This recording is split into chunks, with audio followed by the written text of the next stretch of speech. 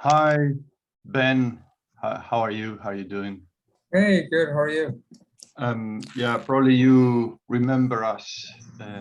We check in this morning, my Oh, wife and my baby. yeah, I remember that. Yeah. Excellent, Ben. How do you I'm like probably how do you second. like the room so far? Yeah, Ben, the room is very good. We are on the eighth floor, and I'm very sorry, Ben, but probably I'm going to make the worst day of your life right now. Oh, why? What happened? You know, we are here with my wife and my baby, and we are on the eighth floor, and the room is fine, though it's a bit noisy.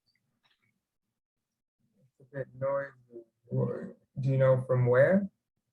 Yeah, we are just in front of the elevator, and it's just the door of the elevator is right out of the casino floor, and it starts to get very noisy. And it seems like to the nighttime is going to be even worse. I know, Oh, it is. I'm Yeah. sorry to interrupt. It usually happens when it's a new scenario. Yeah, some details. Fran, you're just checking in. Yeah. You haven't stayed there a night yet. I say it seems like because we say check in the morning. No, you're walking up to check in to your room, which is on the eighth floor. I'm checking in. Yeah, and Okay. you're going to get the upgrade Yeah. right then and there. Right. And so, Ben, you have the authority to take them to one of the top floors for free. You have the ability to charge them for it. If for some reason, you're like, I can't deal with this dude, you can call the manager. Usually Douglas is our manager. So, like, try to keep it real, however you feel. Yeah. So, and Fran, yeah, you're just checking in. Your wife paid it online. Okay. Okay. She paid for the eighth floor. Yeah. However, you are a negotiator, and you just so happen to always be in that mode, right? You never know what you can get. Floor. Right. So My lucky number. yeah, see if maybe it's your lucky day. Yeah. So you're coming up to this countertop. Okay. Ben, who if you've never met, we don't know much about him, so we'll see how it goes. Okay. Wonderful. Okay. Hi, Ben. Good morning. Hey, good morning. We are checking in here, my wife and my baby, and here's the voucher or the ticket or whatever, it's a coupon that we ordered online. Oh yeah. Let me check you guys right in. Thank you.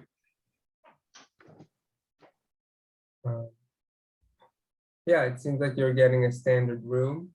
It will be available in 10 minutes. Right. Okay, perfect. Just listen. I probably you have this coming every single time that somebody wants to check in, buy very cheap online, and they're trying to take advantage of the hotel and say, "Oh, I buy cheap," and then I play my cards in the casino. Let's put it. Trying to get an upgrade, but I'm just looking into the middle of the week. Usually the hotel is quite empty. I'm assuming that, but I have my wife and my baby here, and actually I would like to see what are the possibilities to go higher in the hotel, in the floors. I mean, Higher floor, you said? We are actually, it is Las Vegas. Like, we are kind of booked all week, every week. yeah. I don't know if I'm gonna have an availability for you. Right. You may say anything available, you said, sorry? I don't think so. And if I can get something, it would probably be very expensive. Very expensive. Yeah.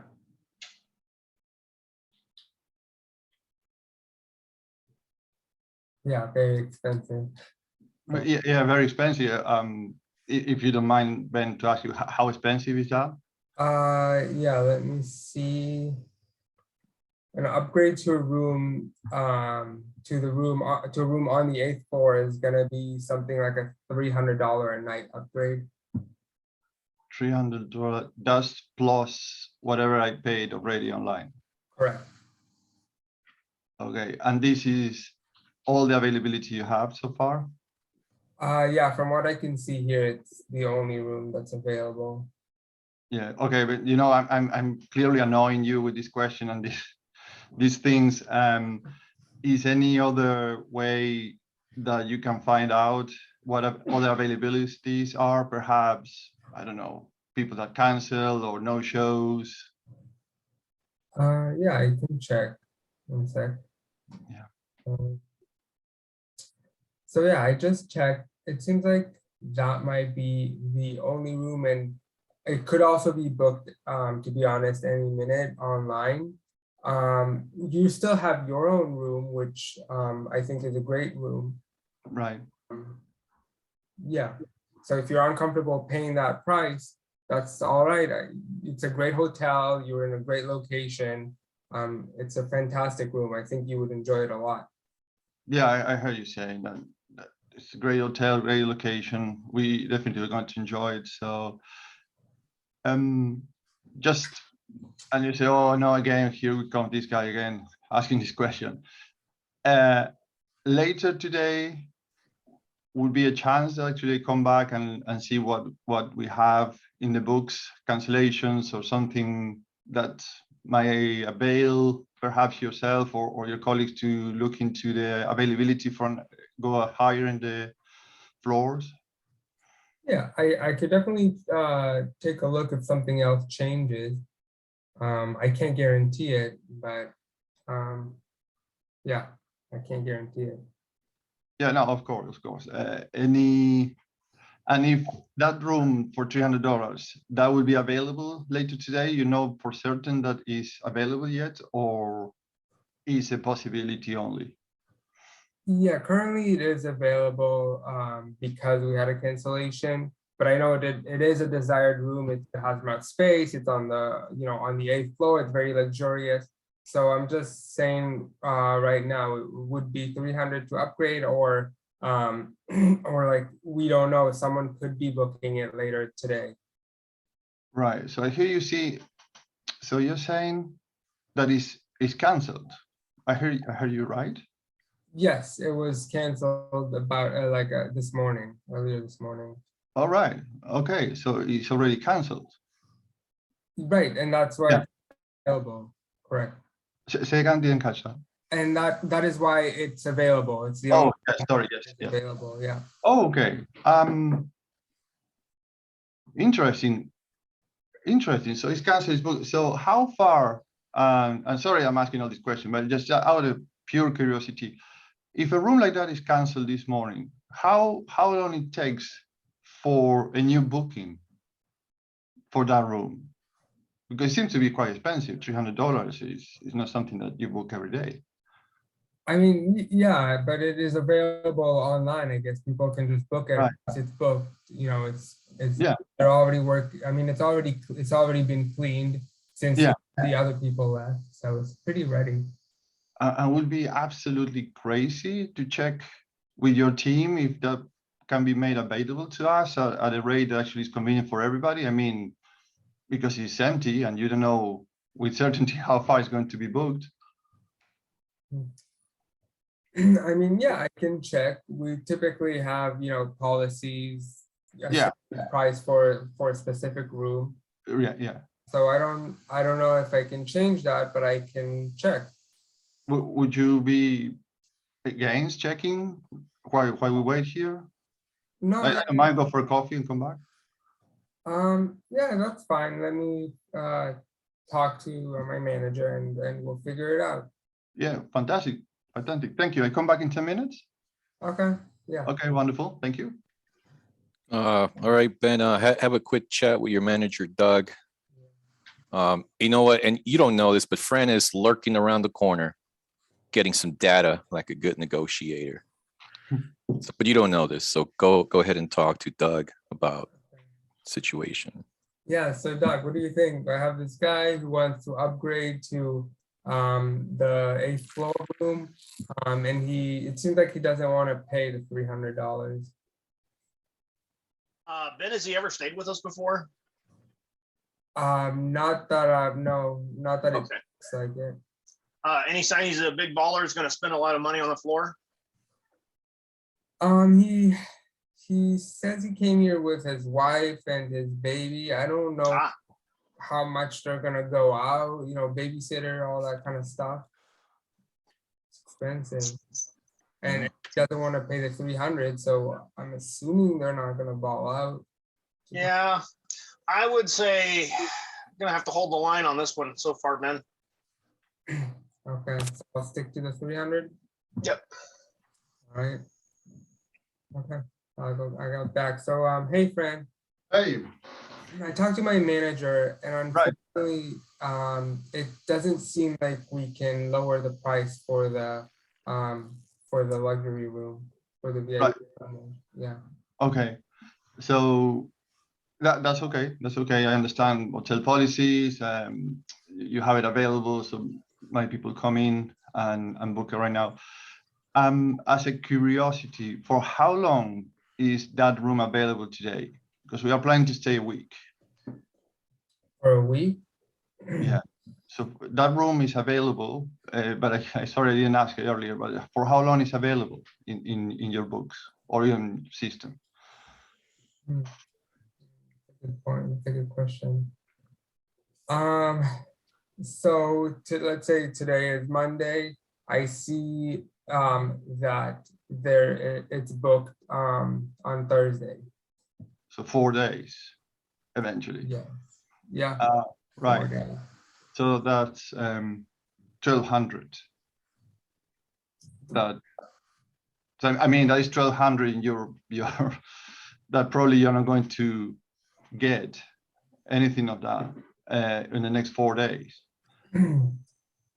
Well, we don't know. Maybe someone book it online, right? Yeah, that's true. So do you have many bookings like for 1 day, 2 days like that, like in the middle of the week?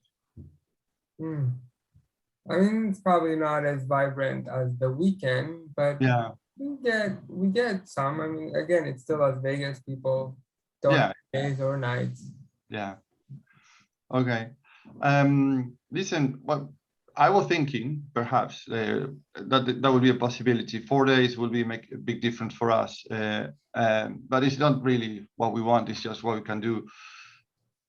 Would be absolutely madness to ask your manager if they will allow us for 4 days that room for $500, and you have already our full room paid, plus extra $500 for a room that you already have available just today for the next 4 days. Yeah, well, I think my manager kind of already thought about it, like Right. calculating it, and she came back to me saying we can't do a better price for that room. Yeah. I don't think he would still change his mind. Right. Okay. It doesn't worth really asking for this. I kind of did ask him. Yeah. No, I mean, because you ask her for the full rate. I'm saying just considering that it's only 4 days available, middle of the week, perhaps just to say quick question, if would be open to consider $500 for the 4 days Okay, yeah. instead of losing 1,200 Yeah, potentially. if Yeah. I am definitely, I'm for Yeah. the customer and I want you to feel comfortable, I will go in and ask him if he can wait just one. Yeah. Okay, thank you. Yeah. So yeah, so Doug, what do you think? He brought up the idea that the room is empty for 4 days, and so he's willing to pay kind of like half of the price to have it booked, rather than us maybe waiting for someone else to book it. What do you think? It's pretty slow week this week. No major concerts or anything, right? No, yeah, I know it's the middle of the week, right? It's a little weaker than the weekend. The only thing is we might be getting somebody for the weekend though. Yeah, no, he would leave. I am assuming he would probably move back to the other room Thursday night. So it would just be for a few days. Yeah.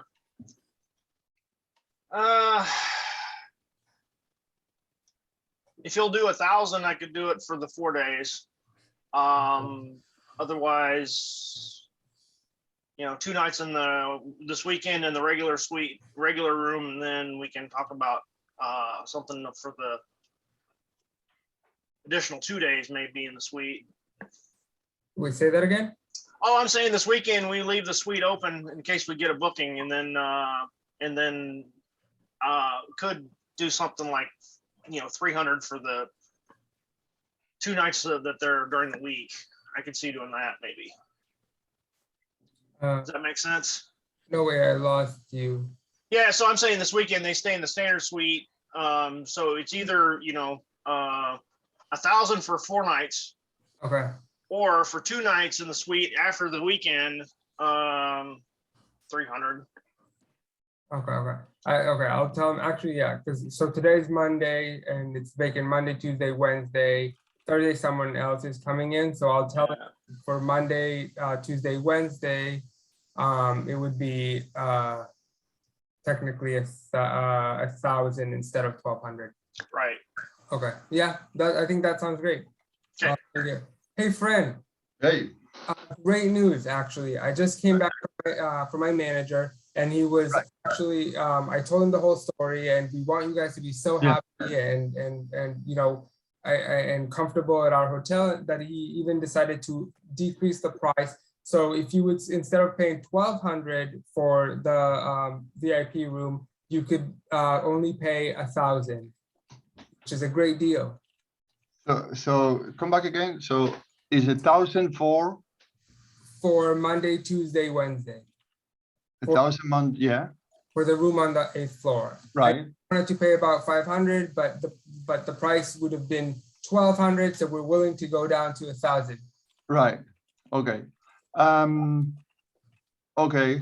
You know what? I really appreciate your time. I'm sorry I bother you with all this, but I think that we'll stay in the room that we book online. I'm sorry that didn't work for the hotel. So yeah, let's process the check-in. We'll stay on the room that we book online.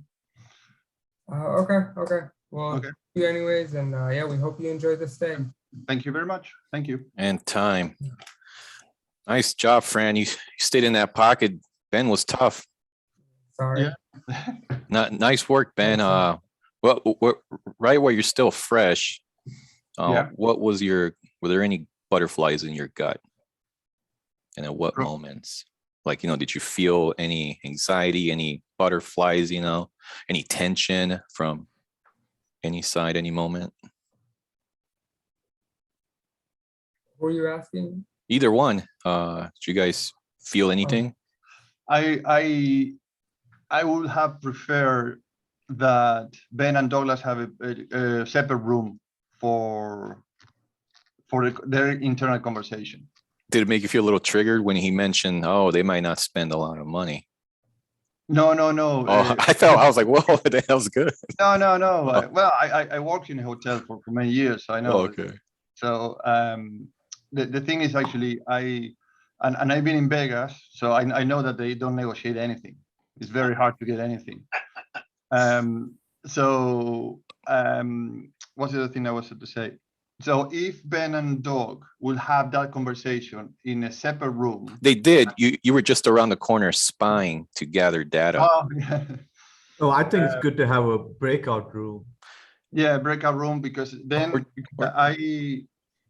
they say I could have taken advantage of that. That's what I. Oh, you should have. Jonathan did. should have. And yeah, that was interesting when Man, Jonathan that was for you. even put it in chat. Yeah, you see, spice things up. Yeah, Jonathan ran in there, guns blazing. Unfortunately, Douglas is an assertive and shot him right back down. Well, It was still I fun. wasn't looking to the chat. But Oh anyway, yeah, we got chat open. We just throw our thoughts on there. The only person that's not allowed to read it is your counterpart. Right. Oh, okay. But anyway, it doesn't matter. So yeah, no, but yeah, actually, I've been fucking sorry. Oof, sorry. Oh, you can curse here. I was lazy. Actually, I was a lazy negotiator. I say I tried a few times. I didn't get it. I said, "Yeah, forget it. Let's go to the room. I'm tired." Jonathan, I don't think Douglas shot him down for the record. No. I just had him escorted out in handcuffs. That's all. Oh, your dog started barking in the background. That's how crazy it got. I caught accusation audits. Any report? That was my big question. All right, I don't think you build enough feedback real report, quick. yeah?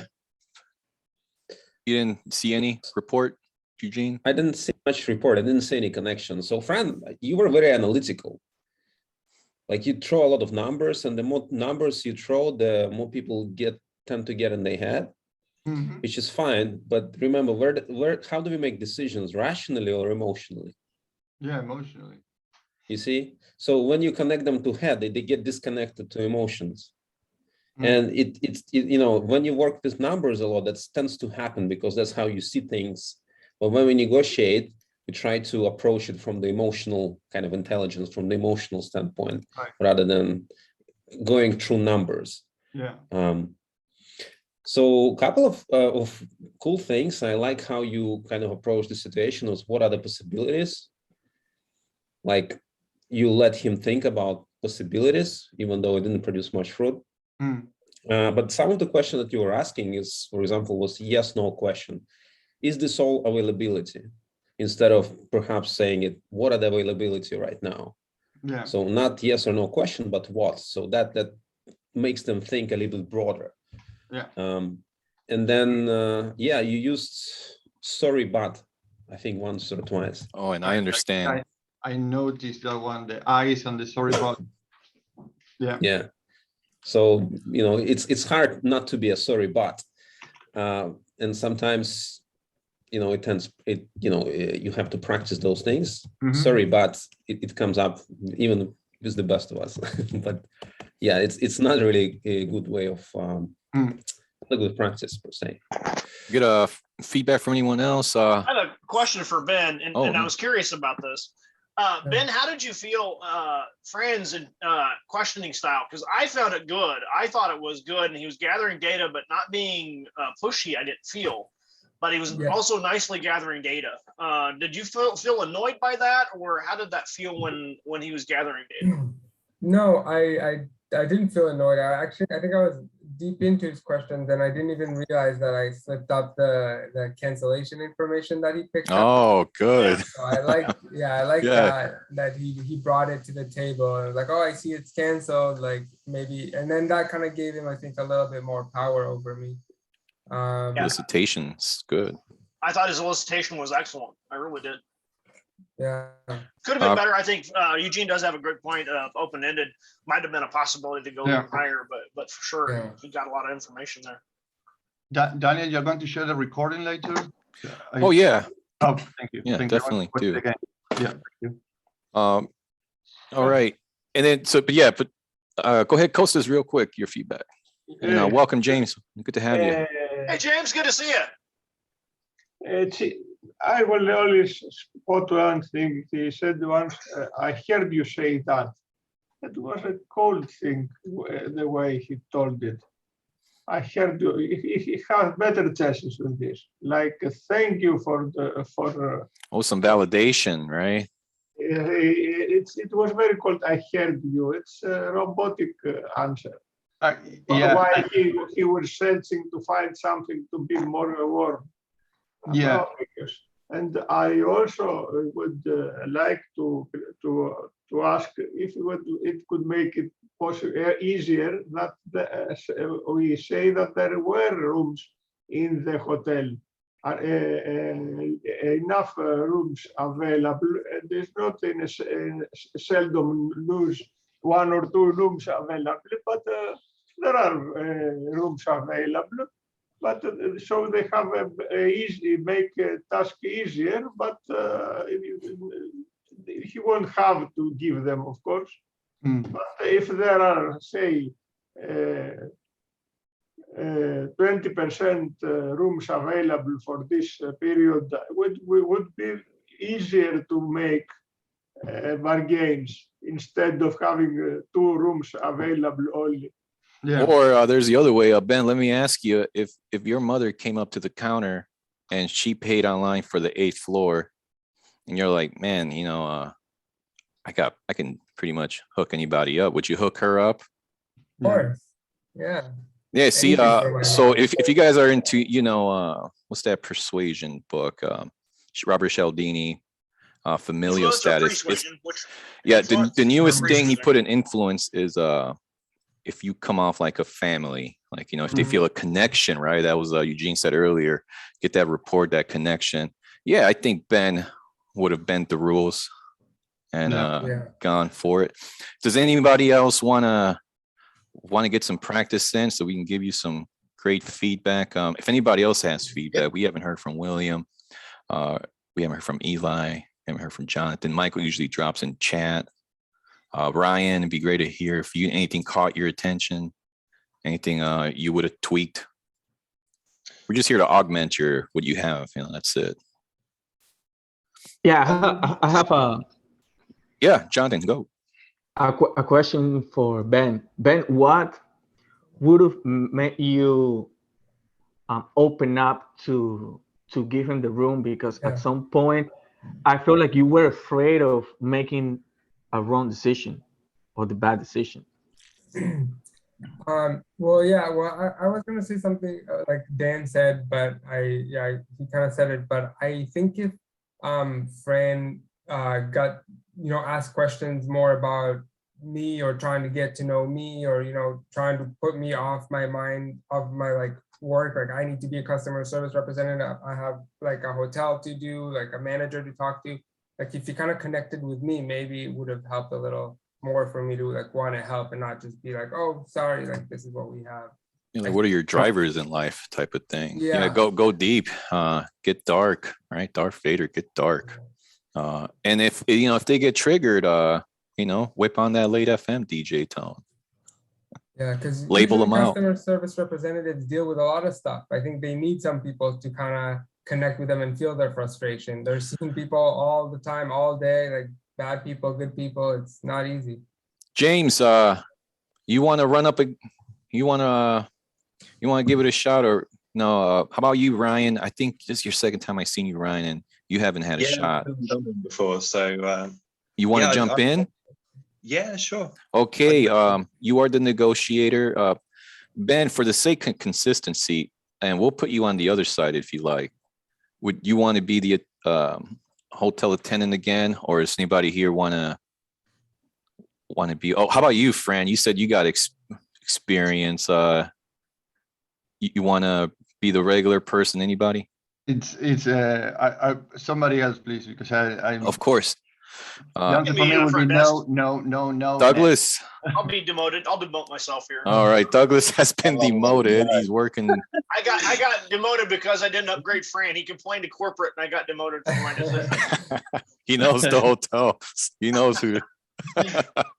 Yeah. All right, let's go, Ryan.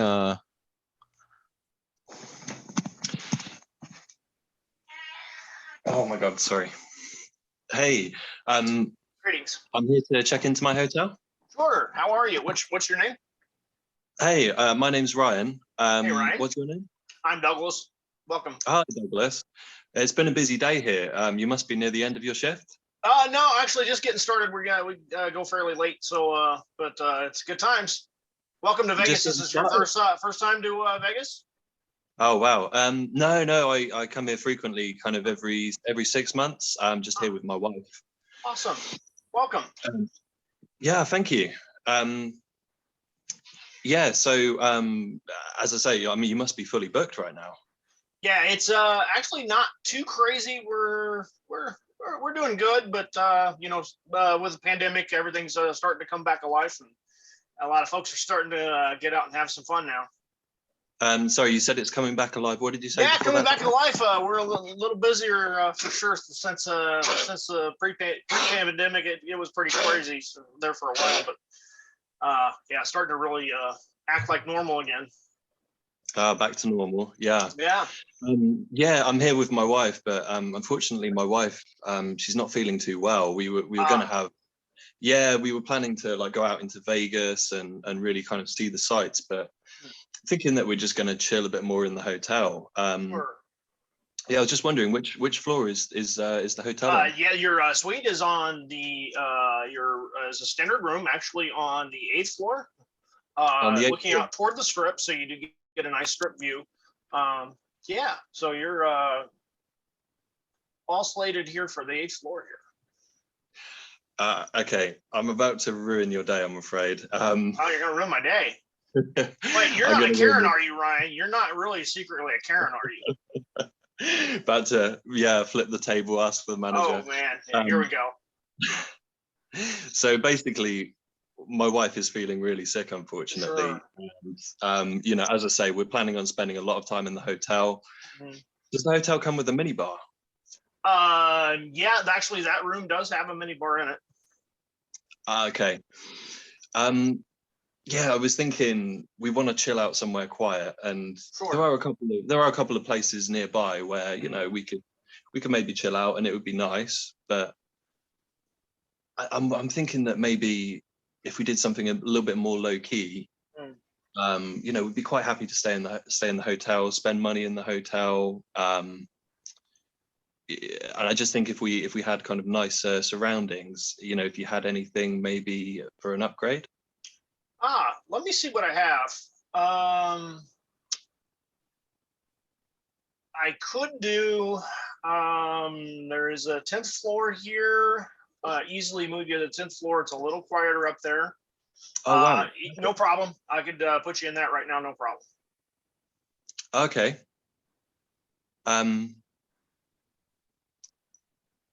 Yeah, Douglas, thank you so much. I Sure. really appreciate that. Absolutely. When will the room be ready? They're all good to go right now. Are you ready? You want to do the 10th floor?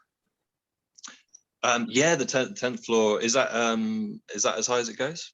Actually, well, we do have 20 floors. But the looks like here, if you're willing to pony up, I do have a upgraded double suite. It is 300 a night, so your difference would be about 150 per night. That one is available. It's actually on the 12th floor, and in the 12th floor and up, all the way up to the 18th are all double suites. And then, of course, the presidential suite on the 20th floor is yeah, 1,200 a night. So it's pretty nice. Yeah. Wow. That's yeah. I mean, you know, your offer of moving us higher up, you know, really generous. I really appreciate that, Douglas. Sure. Can I go full Karen on you and ask, are you capable of authorizing upgrades? Yeah, I've got a lot of leeway here, depending on what we're dealing with here. Sure.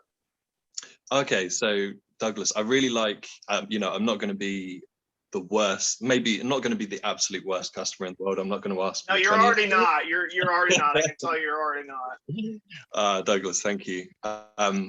Yeah, I'm not going to ask for the 20th floor, but I really like the sound of the one on the 12th floor. Sure. But unfortunately, I just don't see how I can pay the upgrade. You know, we're planning on spending all our money kind of, you know, we want to spend it in the hotel. I'd love to spend it, you know, we're just going to chill out in the minibar. You know, we'll probably spend a reasonable amount in the minibar, but yeah, I'm just wondering if that's possible. Maybe. Help me sell this to my boss. If I get, you know, if I do this, why did I do this? Do you have a casino on site? Oh yeah, for sure. The first floor we have a casino for sure. Oh, you have a casino. Okay.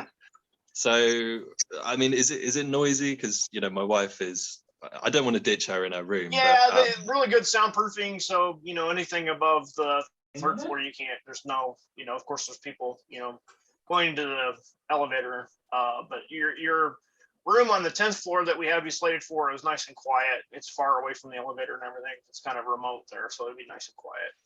Yeah, it's beautiful views as well.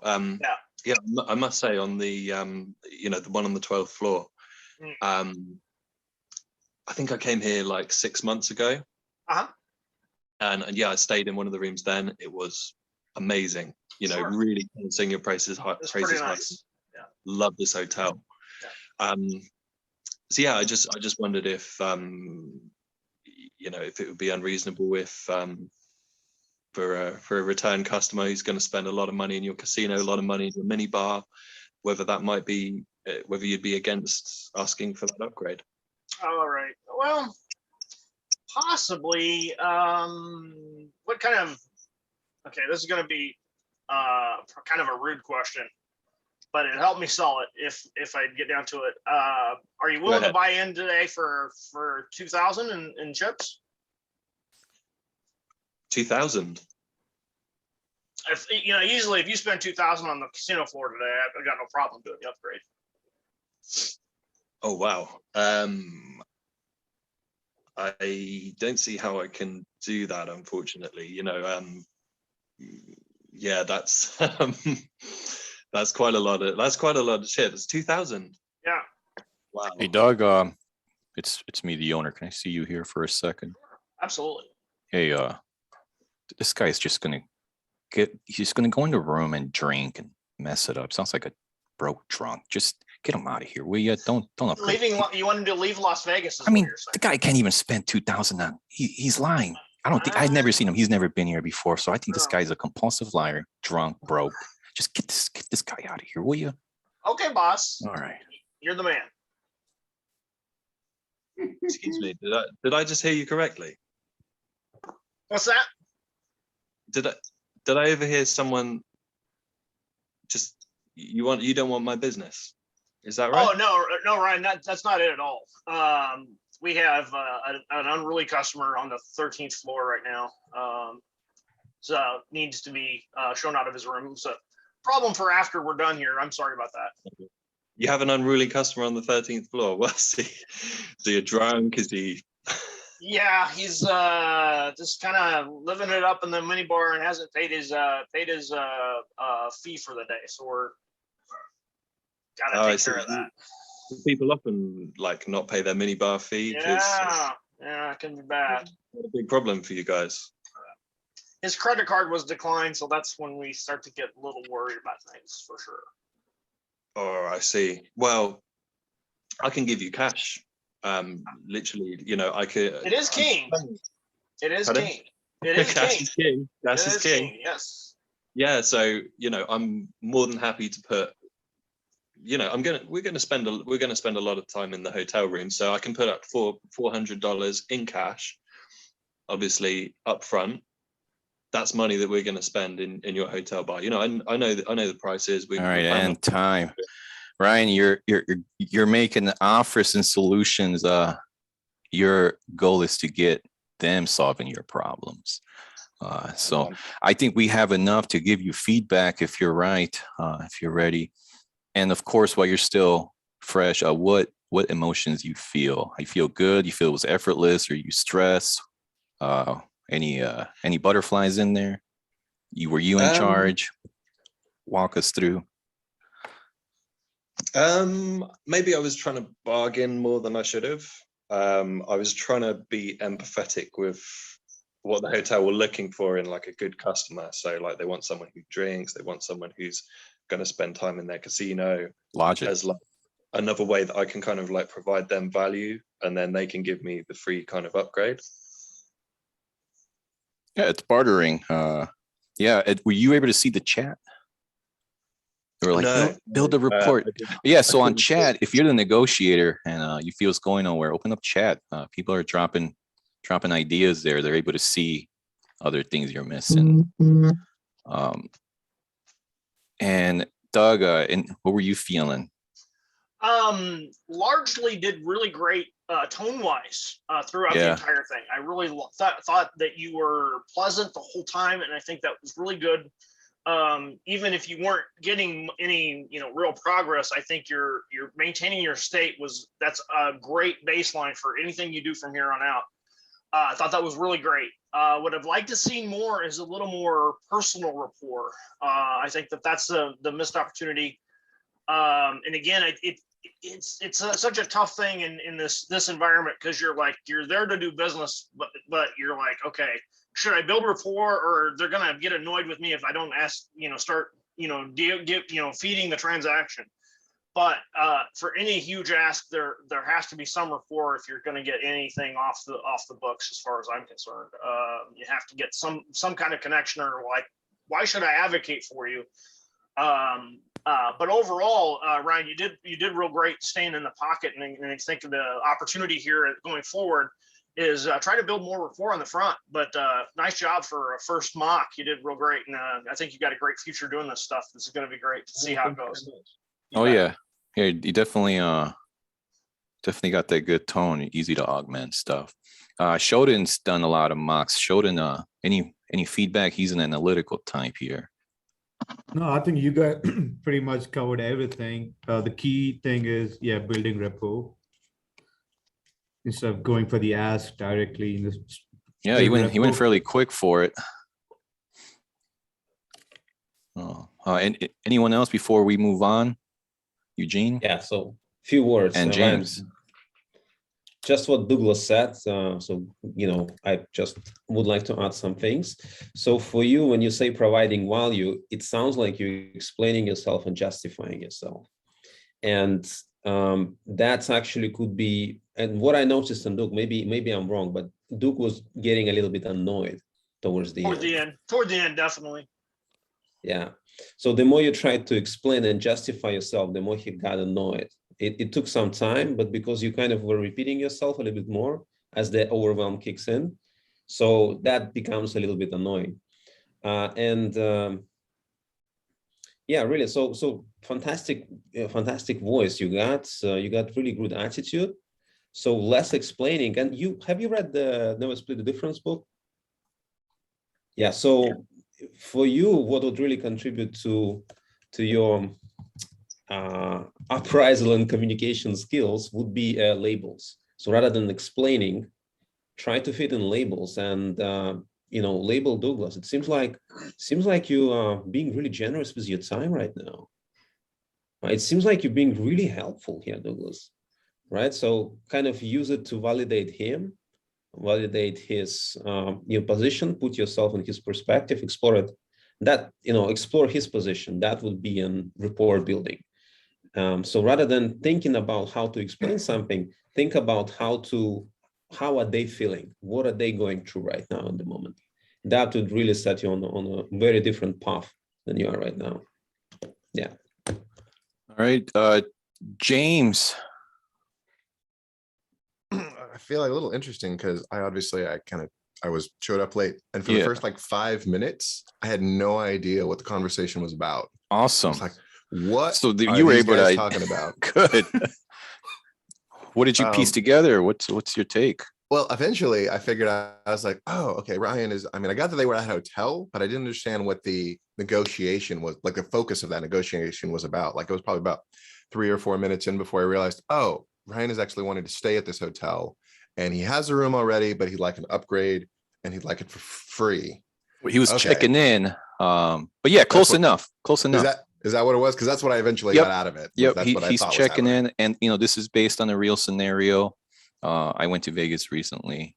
My wife booked for the 8th floor, and we got there, built rapport, focused on the guy, because I was curious. He was dressed kind of nice, so I was curious. Just next thing you know, I'm like, hey, wait, this could be a negotiation.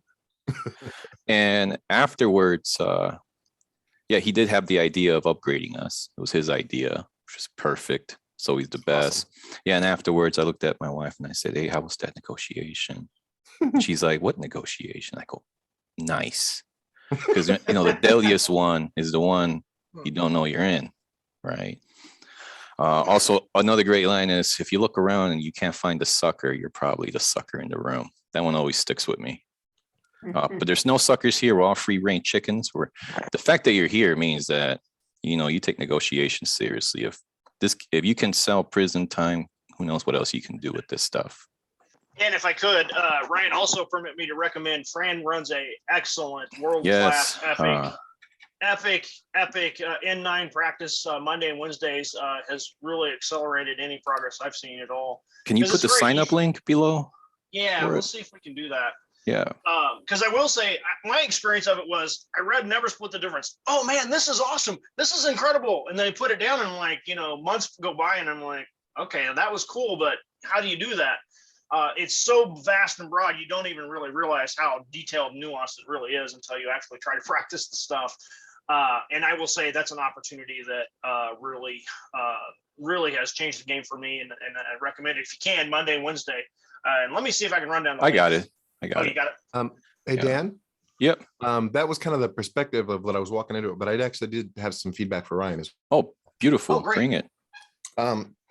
So Ryan, it seemed like from the beginning, because I was trying to figure out obviously what the context was at first, but the tone in which you were communicating, you seemed like you were being really nice, but there was a tone that I was hearing like that you were expecting Doug to say no. From the very beginning, like that was the frame. It was just like, whatever I say, he's probably going to tell me no. And if I might make a recommendation, go into that conversation assuming a yes, assuming this person wants to help me out with whatever this is. I just have to discover what that pathway looks like. Because if you go to somebody and because we teach other people how to treat us. And if we go into a conversation with a mentality or a mindset, this person's going to tell me no, regardless of what I say. Our subconscious is going to create context and situation to make that reality. So when you go into the conversation, it's like, whoever this guy is, I'm going to make his day. I'm going to figure out how he's going to want to give me this room. And what is that? What is it? What's the underlying thing? So like Doug was, like at some point he was getting annoyed because maybe he wasn't clear on exactly what you were asking for. Like, hey, Doug, how's your day going, man? And that rapport building is more about even beyond all of that. There is something that is deeply desired by human beings in general, that rapport element. What the element of that is this guy, he is having people come at him all day, every day with requests, people just wanting crap from him. If you can do a pattern interrupt with him and be like, dude, Pattern interrupts. how you doing, man? How's your day going? What's going on with you? I love practicing pattern interrupts at drive-throughs and restaurants or checkouts because they are very safe places to do that. Like if I'm at a checkout register somewhere and I'm like, hey, and generally everybody's got a name tag, and be like, hey, Ryan, how's your day going, man? Hey, Doug, how's your day going? And generally the immediate reaction is, how the hell do you know my name? Because there's a way in which you can say it where they're surprised at first. Immediate pattern interrupt. They're no longer in their flow. And then asking them how their day is going, what's going on, and everything that you want in the conversation is irrelevant. It's like, I don't want anything here. I just want to make sure that this person in front of me is having an awesome day. And how can I contribute to that? How can I add to this person having a great day? And a lot of the times they are dealing with mundane things. I guess the other thing is I actually used to work at a hotel. I've been in Doug's shoes. Doug has been in Doug's shoes. Yeah. And the thing is generally they have the capacity on that end to give that to people for different reasons. And you just got to give them a good reason. And one of the most solid reasons is like, this person cares about me. Like anytime anybody ever did that with me, like took the time to they weren't just here to check in. They wanted to make sure I was having a great day and they wanted to influence that and connect with me and have a real moment. I was like, this person is cool. Right. And I would have a natural urge because it's like I have this little pot that I'm allowed to give out to people. I would want to have that in the first place. And then just give it a little push like, hey, you guys got any upgrades or anything that you guys can give out to people kind of a thing? And then if somebody was like, dude, done, we're done. Hey, James, I got to stop you there. Sorry. All this, that was a lot of shit you just gave us. And because of that, Eugene just messaged me. We need to invite this guy to the podcast. Agreed. James would be awesome for the podcast. Yeah, it's called the Non-Negotiable Podcast. Shoot, you got my email. Let's connect. Let's make it happen. We got one so far, and I think we're up to 30 views. Let me post it here. Get some views. Wow. Slowly but steadily. Yeah, right. It's all about consistency. Same thing with these tools. Just be consistent with it. I got so many. Oh, Freddie. Oh, that's a great. Hey, James. Go ahead and approach the counter. Oh, did he just leave? Sheldon, can you work the counter? Yeah, I can do that. All right, James is going to approach Sheldon at the hotel counter. No pressure, James. We know you're going to excel at report building. Okay, so I'm approaching the counter. Yeah, you're going to approach Sheldon's counter. Got it. Okay. Hey, Sheldon, can you show your face or no? I can. No pressure, James. Yeah, no, we want to see Sheldon's face when his pattern gets interrupted. It's just he's gonna go. into the matrix. I'm No, going to assume Shodan is wearing a name tag being at a hotel in Vegas. yeah, we're all about agility. So the more stuff you read and learn about negotiations, the more like comfortable you'll feel when you're uncomfortable. When in doubt, you'll label it out and stay in that pocket. Righty, whenever you're ready. Hey, Shodan, how you doing, man? Hey, good. How are you doing? I am having a fantastic day. I'm here with my wife. It's first time in Vegas together. We're looking to have a really great time. How's your day going, man? Oh, pretty great. So I'm guessing you're here to check in. I am indeed. Awesome. Well, welcome to Vegas. What's your last name? Nelson? Nelson. All right, let me check you in. So you guys have the standard room for 3 nights. Is that correct?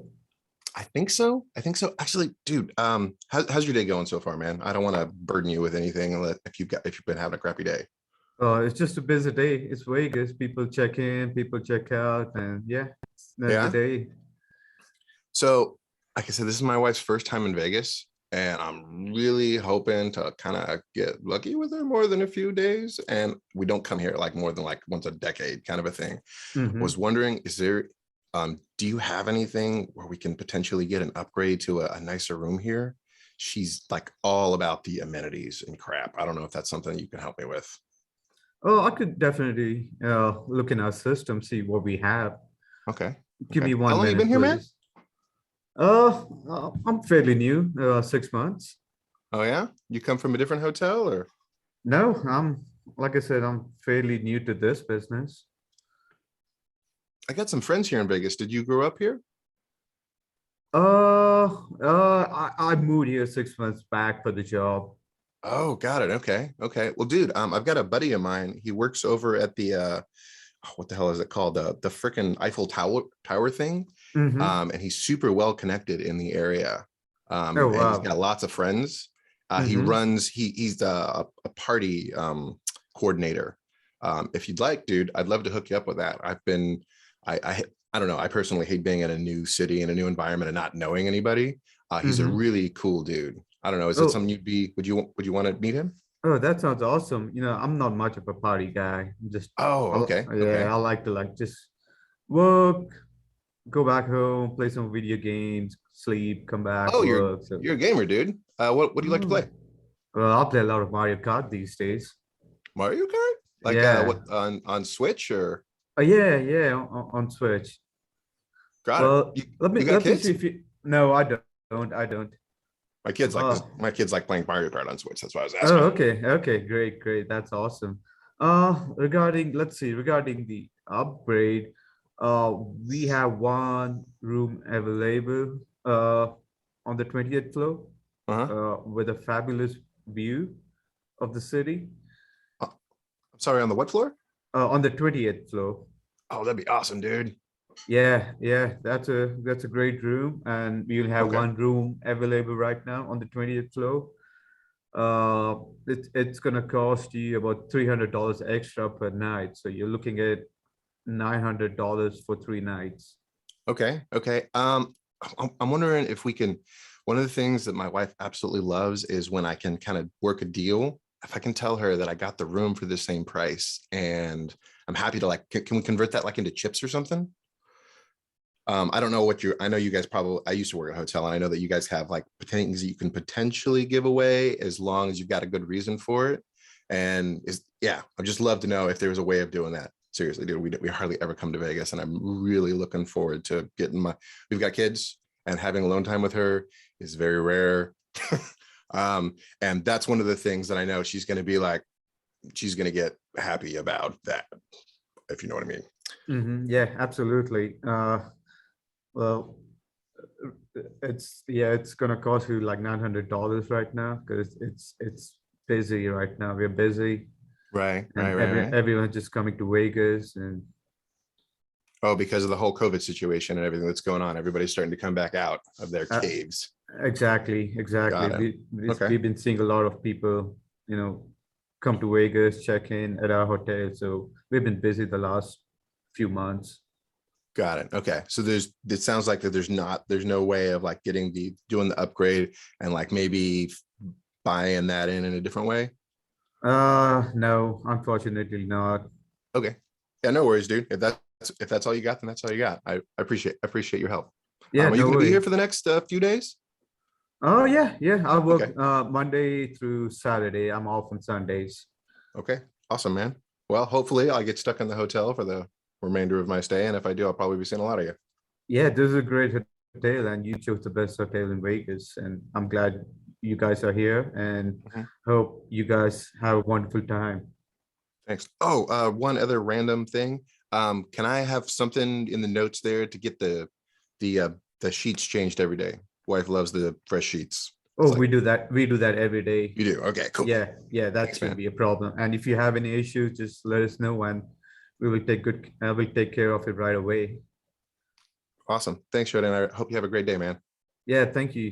Here are your keys, and Time. uh, It's good. Are you done, James? I'm good. All right. Just to be fair, Shodan is not a miser. He's giving me stuff in scenarios. He is crackable. People were putting in chat, hey, build more report, went for the ass kind of quick. Instead of, can we get those folks that drop down comments in the chat to elaborate? Jonathan, yeah. Yes, thank you. One thing that I noticed, it's not about James or Shodan, but something that I found Pattern. fascinating was how James talked about his wife and talked about himself, and it had no effect on Shodan. Shodan just said, "Oh yeah, it's gonna cost you $900." After James said all of that, I was like, "Wow!" I saw everybody's face drop. Mine too. I was like, oh, jeez. Yeah, man, like I got to that point too.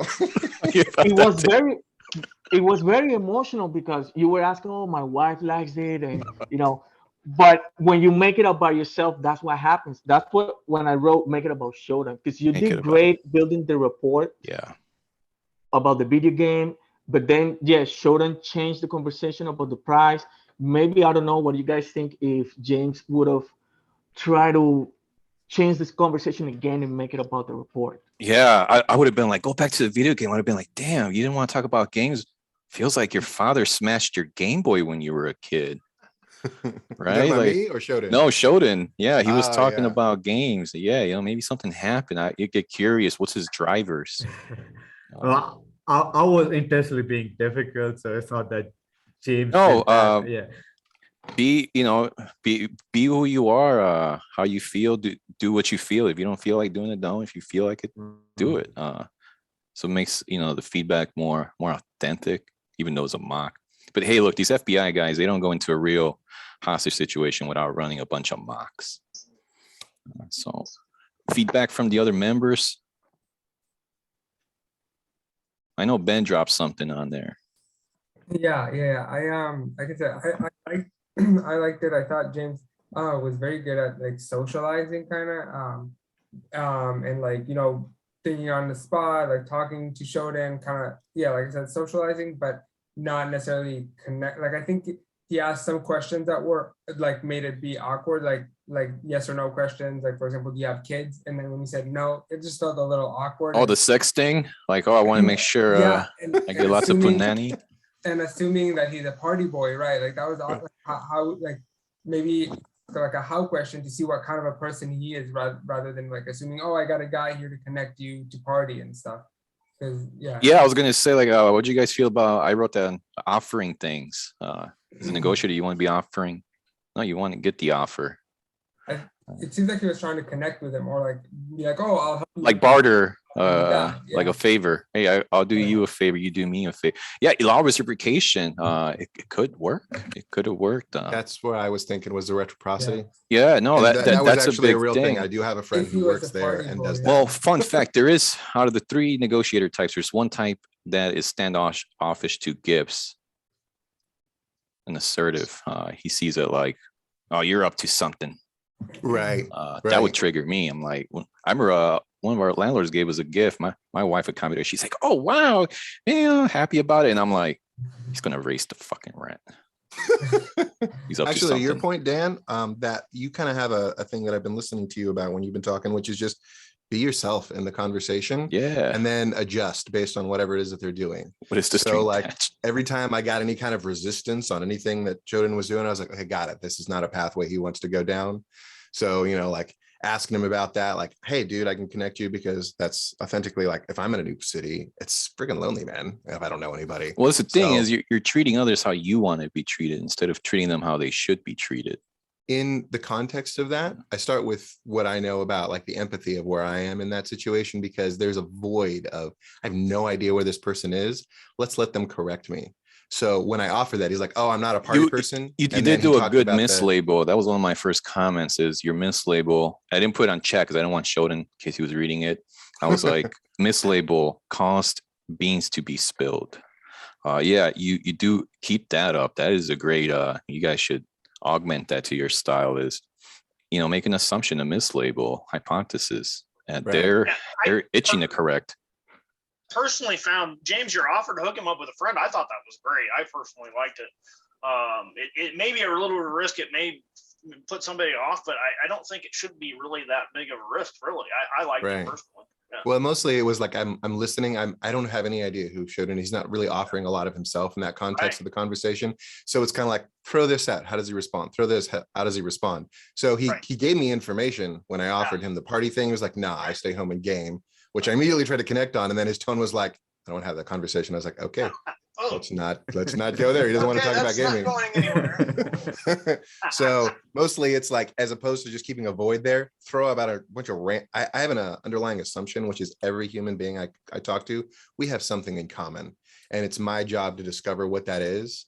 So a lot of all of that was just like freaking shotgun, bunch of different topics to see where I could connect with this person. Well, you don't like video Authentic. games? What's that? You don't like video games? I love video games. I'm a freaking Oh, I mean, game. I played like, I've been playing games since I was 7. So yeah, So I do a lot of gaming. you I wanted wanted to connect with him. So on here's the that. point. Yeah, you wanted to connect with him, but something stopped you. And I assure you, the more you keep showing up, the more you'll be able to get that wand, flip it over, go dark. Right. You know, a negative label is 3 points. A positive label is 1 point, according to Derek Gah. Yeah, laid on thick when he talked about Game Boy. Throw on that late FM DJ voice, hit him with an AA, and then really dig into that video game. Yeah, that was your like the negotiator says, we go in with nothing, but once we see a string, we're gonna go hard on that piece of string. Where is that string? in that? Yeah, where is I it think, going? you know what, actually, now that I'm looking at it, I had a realization of that, which is I have a desire to connect with people just whenever I'm talking with people. And I have discovered over time that not everybody is interested in that.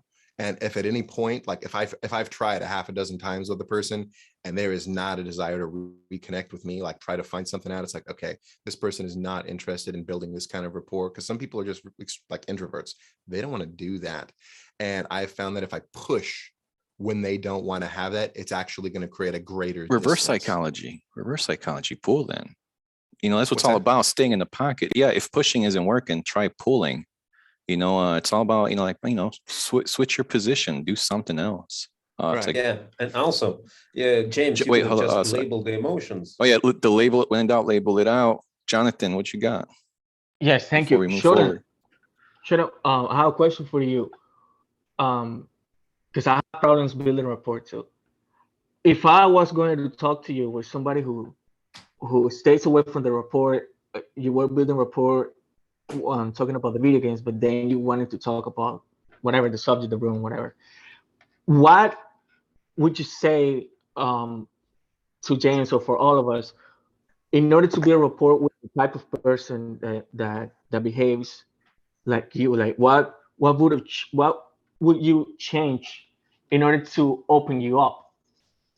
Well, for me, like in this case, James kept on talking about his wife and how he's excited about his wife coming to Vegas and she wants to have a great time. So the focus was on a wife at the beginning. And I personally felt, okay, I mean, that's fine, that's great, but should I really be helping him? Maybe not. So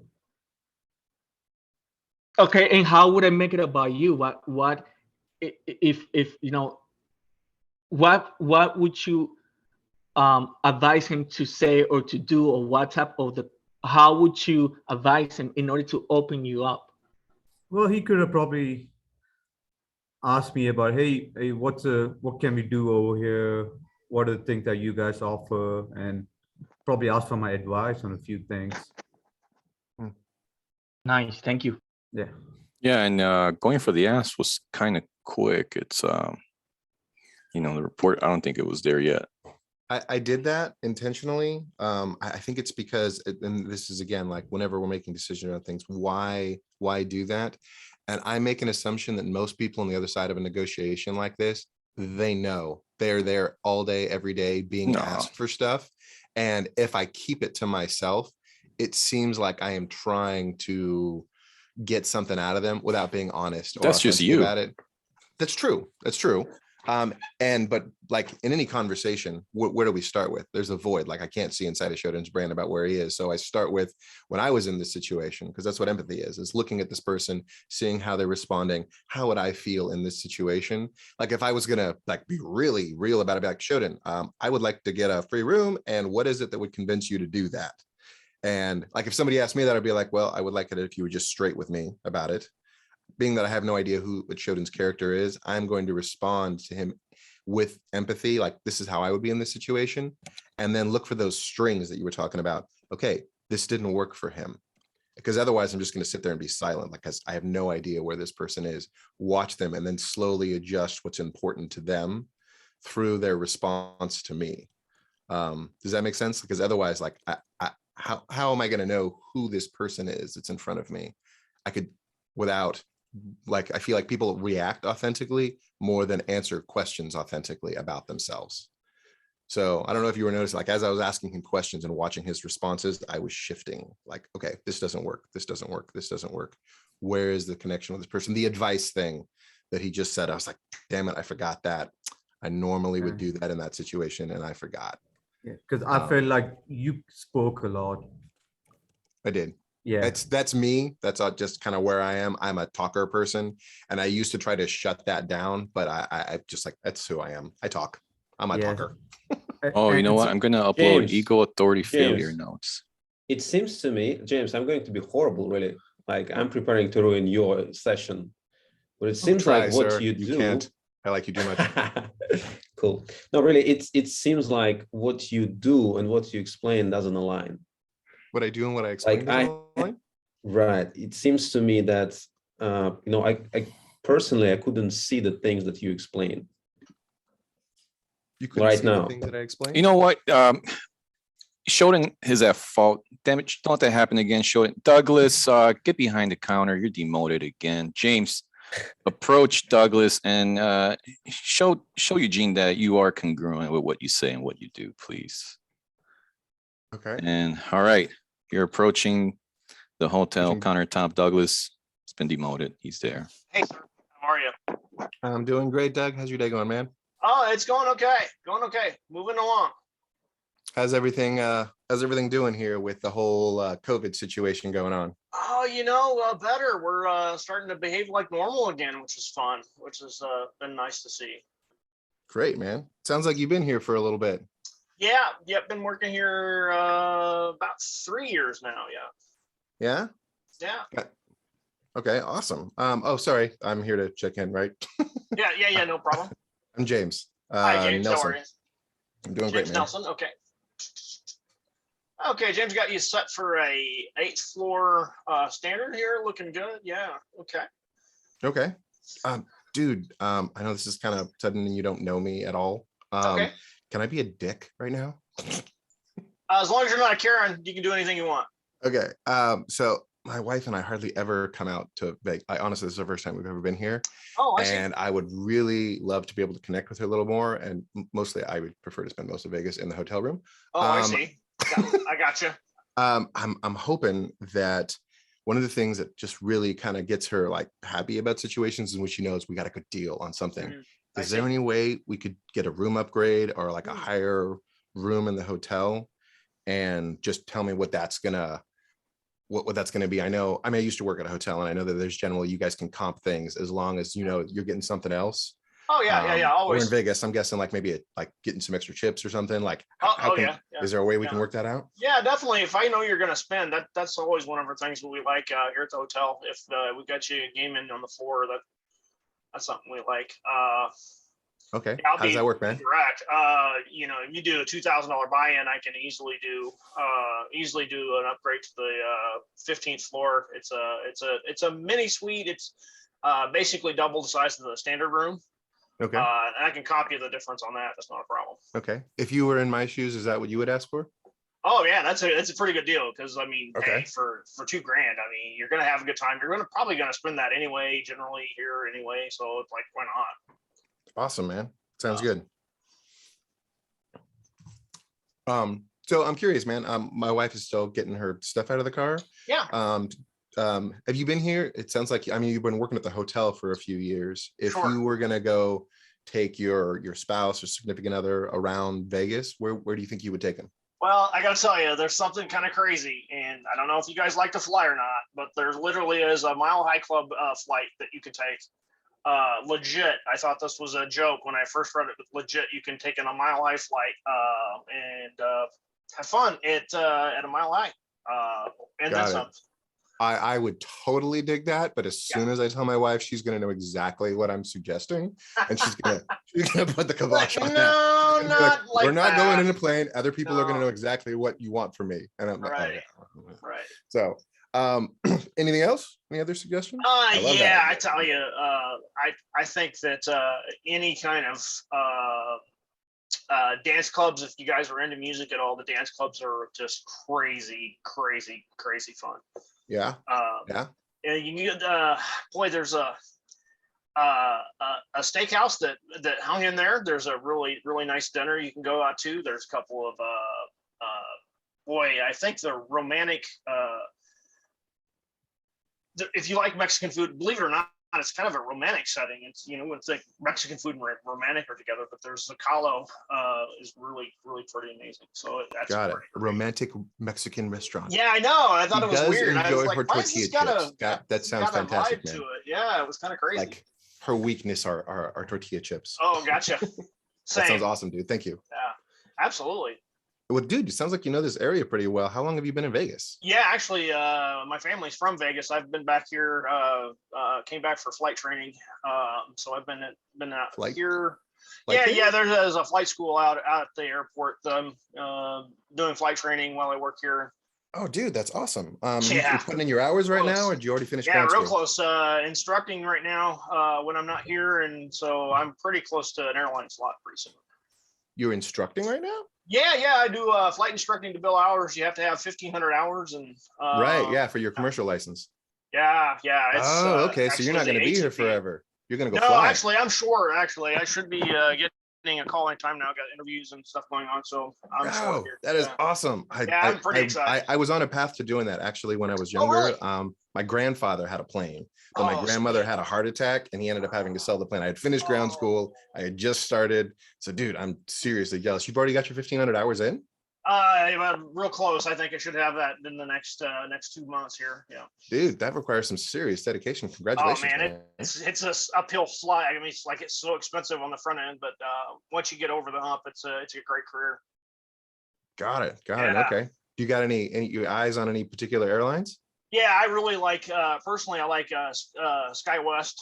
It's a regional, mainly all West Coast stuff, and I love SkyWest. And I've got a couple friends that went to the same flight school I did, and they're there at SkyWest, and they love it. So, you know, they that sounds good. Awesome, man. Yeah. Awesome. Well, cool. Well, it sounds like probably next time we come through here, you're not going to be here. Probably, I might actually be I might be co-piloting the flight here, maybe. Oh, well, Yeah. dude, this might be a little awkward because we just met, but I would love to be on a flight that you were doing. That would be fun, wouldn't it? That would be fantastic. Is there any, Yeah. can I give you my email address and I can Oh, kind of sure. stay connected with you? That'd be Yeah, awesome. for Okay. sure. Yeah, absolutely, dude. always. Yeah, It'd be fantastic. yeah, for sure. And by Okay, the way, well, sorry, what kind of I'll plane take did up too your grandpa have? He had a Cessna. Oh I think yeah, what is a what's it, 162? There's remember what it was. 150 and there's 172. The 150 Yeah. 152 doesn't even look like a real airplane. You have to wind up the band to get it to fly off the ground. It's ridiculous. I think it was a 150, but I think he wanted a 172. Yeah, This is when this was 20 years ago now. Sure. So but I don't remember it being a Cessna, and I think it was a 150, but I remember him talking about the 172 all the time. I think I was Yeah, I don't even consider that a real airplane, really. Yeah. Well, you know, when I was, you know, 15, 16, it seemed like a real airplane. Oh yeah, you're like, oh, that's awesome. Absolutely. Dude, I'm sorry, man. I've probably taken up enough of your time. Yeah, as no, it no, is. I can talk flying all day long. Trust me. Awesome. Yeah, dude, that's congratulations, man. That's definitely Yeah, something man, I'd love it's to get great. back into. Yeah.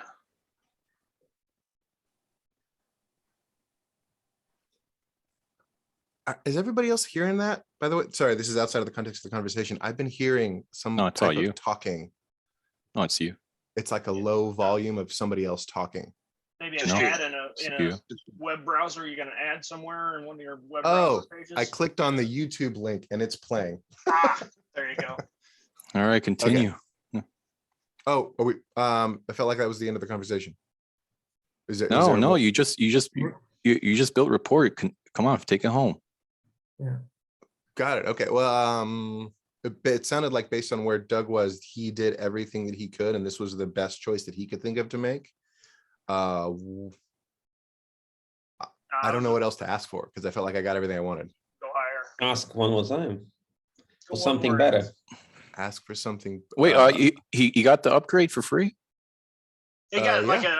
it was an upgrade. It wasn't like the big upgrade, but it was an upgrade to a suite. Oh, it was are- another one. Okay. Are you good with sorry. that, James? Or you want to get more? Yeah, go get some Well, more. You based got the on report. based on the way that Doug was responding to me, like when I asked him, like, is that what you would ask for if you were in my shoes? And he said, absolutely. At some point, I get to, if I'm building rapport and I feel like it's there, I'm going to trust the other person on the other side of the conversation. Because otherwise, if I actually continue to push that, I feel like I'm going to be like, I don't think you're being honest with me. Like there's something more. Go with an oriented question. Just finish the damn thing off. Okay. Hurry up. Okay. Dude, quick question, man. I know you guys got 20 floors here. Oh, yeah. I'm guessing that shoot. Sorry, give me a What's going second on? here to collect my thoughts. What's going Jonathan, Douglas, would it be crazy if you put me on a 20th floor so I can see the airplanes? Thanks. You know, thanks, it does Dan. have a nice view of McCarran. Tell you Yeah? what, we've got 7 of those suites open this week, and we'll be lucky we booked 2 of them. And you're gonna do the 2,000 spend, right? You promise. I did. I'm happy All to right. take the chips right now. All right. Actually, you're probably done. would be better if You're I on. took them now. I'm gonna upgrade you to a suite. I'm short anyway, and they won't care anyway. So Awesome. good job. Okay. Yeah. All right, time. You guys That's had a good it. time.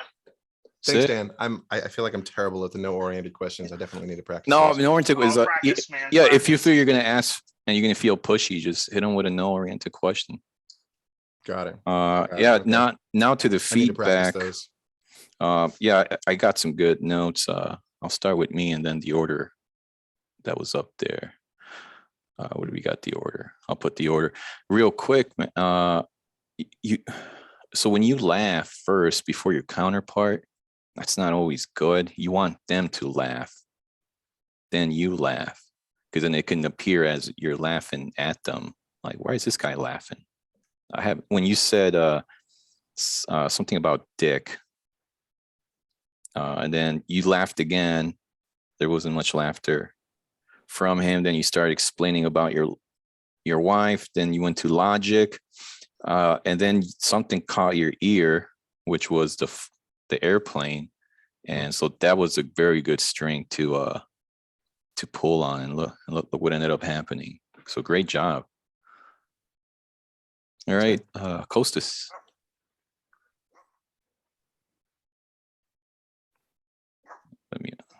There you go. To be cover laughter, to cover something, laugh to cover something. That's Yeah, were you what nervous? What were you covering? Why were you laughing? Were you nervous, James? Yes, that's what I heard. That's the way I heard it. Covering? Yes. In the You beginning, laugh- in the you laugh beginning, to you started cover laughing. I'm happy.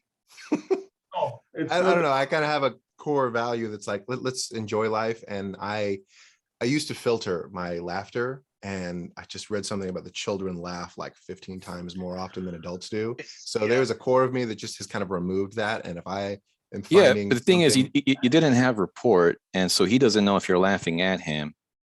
Actually, what's the to me, deal? if I remember correctly, it came. He said, "I'm about to be a dick," and he kind of laughed. Yeah, that's right there. Yeah. That Yeah. didn't bother me because I'm like, okay, that's pretty out there to say that. So I didn't. Oh, it maybe didn't- that was it the didn't- what did you call it? The pattern interrupt? Yeah, so It for some was, reason absolutely. it didn't. Oh, that's there you go. Bother me one iota because the way he framed it. He said I'm about to be a dick, and I'm like, well, that's a pretty out there thing to say. So it didn't bother me because it came with something that was kind of The tone was was good and all that. yeah. For me, me personally, it worked. I didn't even register it until now we're talking about it. So Oh, good. Yeah. All right. Anyone else? Jonathan, you got anything? Or you got Yes, anything else to Ja- discuss? yeah, James, great job, man. I'm gonna give it to you because from the first negotiation to this one, it was a total switch in the way you approached it. This time I felt like Douglas talked way more than you did. Yeah. So just that, man, it was amazing. And the results that you got from this negotiation compared to the first one, absolutely better. So now, man, I'm just gonna say there are obviously things to improve, but for now, man, compared to the first negotiation, I'm just gonna say great job. Thanks. Ben, you got anything? Yeah, I liked the report and the connection you had with Doug. When you guys talked about airplanes, it seemed you guys are bringing it from your own home. Like Doug, you're actually applying for a licensed pilot. it's on my agenda. That's why I want to have a business so I can afford to fly. I see. Okay. Yeah. And you had a grandfather who was a pilot or something? James, was that legit? Your grandfather really did have a Yeah. plane? Yeah, it felt pretty natural. It felt like very authentic, like you're actually connected, like regardless of the scenario. And I thought that was pretty cool. It's all about. We got Eugene, Ryan. Eugene, you got any Yeah, words? James. Yeah, fantastic job. Like there was much less explanations on your side. I noticed though that you used your wife as a sort of a tool, like the idea of wife, you used it as a shield a few times. So maybe, I'm not sure if Douglas felt it. For me, it felt a little bit overused, especially the first time. Douglas, is that your experience? I personally, it just provided context of why he's here in Vegas and what they're going on. I think you need it at a certain explanation. level. Yeah, at a certain level, it provides context. Yeah. It didn't stick out to me. I'll just put it that way. Okay. Kind of Yeah. natural. Okay, It felt so natural. fantastic. Yeah, so Yeah. that was just probably me. Yeah. And then the question, I really love the question. If you were in my shoes, would you choose that? Yeah. That's just forced empathy on steroids. It's really good. Oh. One thing I noticed is you talking over Doug sometimes. Actually, it happened 3 times. He started explaining and you talk over this. This is, as you know, is maybe not, the best type of kind of a behavior that helps you out here in this context. Now, then you started building rapport and you've done 2 mirrors. Doug expanded on what he was about to say and he got him even more in excited mood. And that's how you got your rapport going on. But at the last moment, you could have asked for something more, even though he already gave you, what he would choose. But there could be still some sort of icing on the cake for you because you have so much energy that you could put somewhere, right? Yeah, so that's about it, I suppose. Yeah. And thanks, Eugene, for speaking up. I know sometimes giving feedback can be rough, right? We don't want to bruise anyone's ego. It's like public speaking, that's bad enough. Like Eugene can't bruise my ego. I love the guy. Oh, good. Ryan, have you noticed any patterns? Anything stuck out to you? Anything? I thought it was great. I didn't really have anything to add that hadn't already been said. Yeah, I love the question, the forced empathy question, to test whether that's kind of good value for money. I think that's a great way to see if it is good value for money or not. Yeah, I thought it was really good. Nice. We got Sheldon, you got anything for us? Great job building repo. Excellent, because you guys had something in common, right? Planes and flying. So that helped. Only thing I would like to say is, yeah, maybe use dynamic silence every Yeah. now and then. that will be really helpful. One of my top 3 tools. In what moments would you have used that? Just when Doug's like explaining, I know you like to like ask back-to-back questions because you're always curious. So maybe, wait for a few seconds, see if Doug's gonna give you more information. Okay. Freddie, you've been kind of quiet. Yes.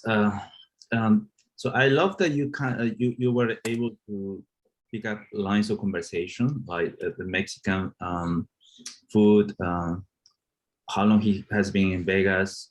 I noticed some labels also, and I love the tone of voice that you have during the conversation.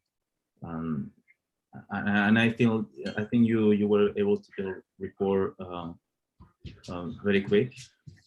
I love that. Strawberries. Well said. James, you deserve the strawberry. Well I done, do. sir. Thank you. Well, we got some time here. Freddie, you want to step in? I know if you got your knees bruised a little bit before here. You've fallen, but it's your chance right here. Sure. Start implementing. So, the situation, the scenario, pretty good. Yes. Who do you want as your counterpart? Pick your prey. Who here looks easy street? Let's make a little different. Let's make international. So let's go with Eugene. Freddie, I'm going to play with you a little bit too. I'm going to use negotiation tactics on you. No, come on. That's fine. Come on, Daniel. Try to keep it real. Try to keep it real. Practicing. All right. I mean, I don't mind if you try triggering them, but try to keep it authentic. We want them to use this in real street world situations. So let's try to be as authentic as possible. That's fine. Practice is practice. So we'll see. Yeah, no, practice. We just ask for, you don't know, you haven't read Never Split the Difference behind that counter. Okay, Eugene, you've never read any of those FBI stuff. Yeah. Everything else though, it's real. If you know anything, We'll see. Yeah, everything else is real. Everything else is real. Okay, go ahead, Freddie. You're located in Thailand. Is that correct, Eugene? That's right. Yeah. Yeah. You could be in Thailand. We could do it in Thailand. National. So gonna go. I mean, check in Thailand. Okay, awesome. checking in Thailand. Okay. And good morning. How are you, Eugene? Good morning. Very well. Thank you for coming in. Are you planning to check in today? Yes, it's been a 24-hour trip. And I usually, when I arrive, I see a bunch of people checking in. So I'm glad to see there's no visit today. Yeah, I mean, it's just the quiet hours. So we do have a lot of tourists, and you do look a little bit tired. Yes. It's been a long trip. This is my 6th time in Thailand. I usually every quarter I'm meeting a girl. She's from Thailand actually, so I'm very excited. I used to work in the hotel, and when it was very quiet, that extra free time, I used to spend like playing chess or with some homework. What about you? Okay. How do you do on your free time when it's quiet like this? Ah, man, life is just in Thailand. Life is very different flow. It has very different flow. So one day flows into another, and you're just enjoying your life. I mean, isn't it why you're coming here for sixth time already? Yeah. This is a special time for me. Special occasion. Okay. I'm glad. So I imagine I can check in. I should be able to check in with you, right? Sure. Would you like some water? You look a little bit tired. Yeah, sure. Maybe you can sit down there. Water. Yeah. Okay. There you go. Cold water. Eugene, question. Unfortunately, I couldn't upgrade when I purchased my ticket online. So I'm sure I can do that with you. Upgrade? How do you mean? I mean, I book at a floor. Unfortunately, I couldn't when I bought a ticket. I couldn't I couldn't cancel my my hotel room because I wanted to buy the one that I purchased the last time, but for some reason it didn't allow me the system.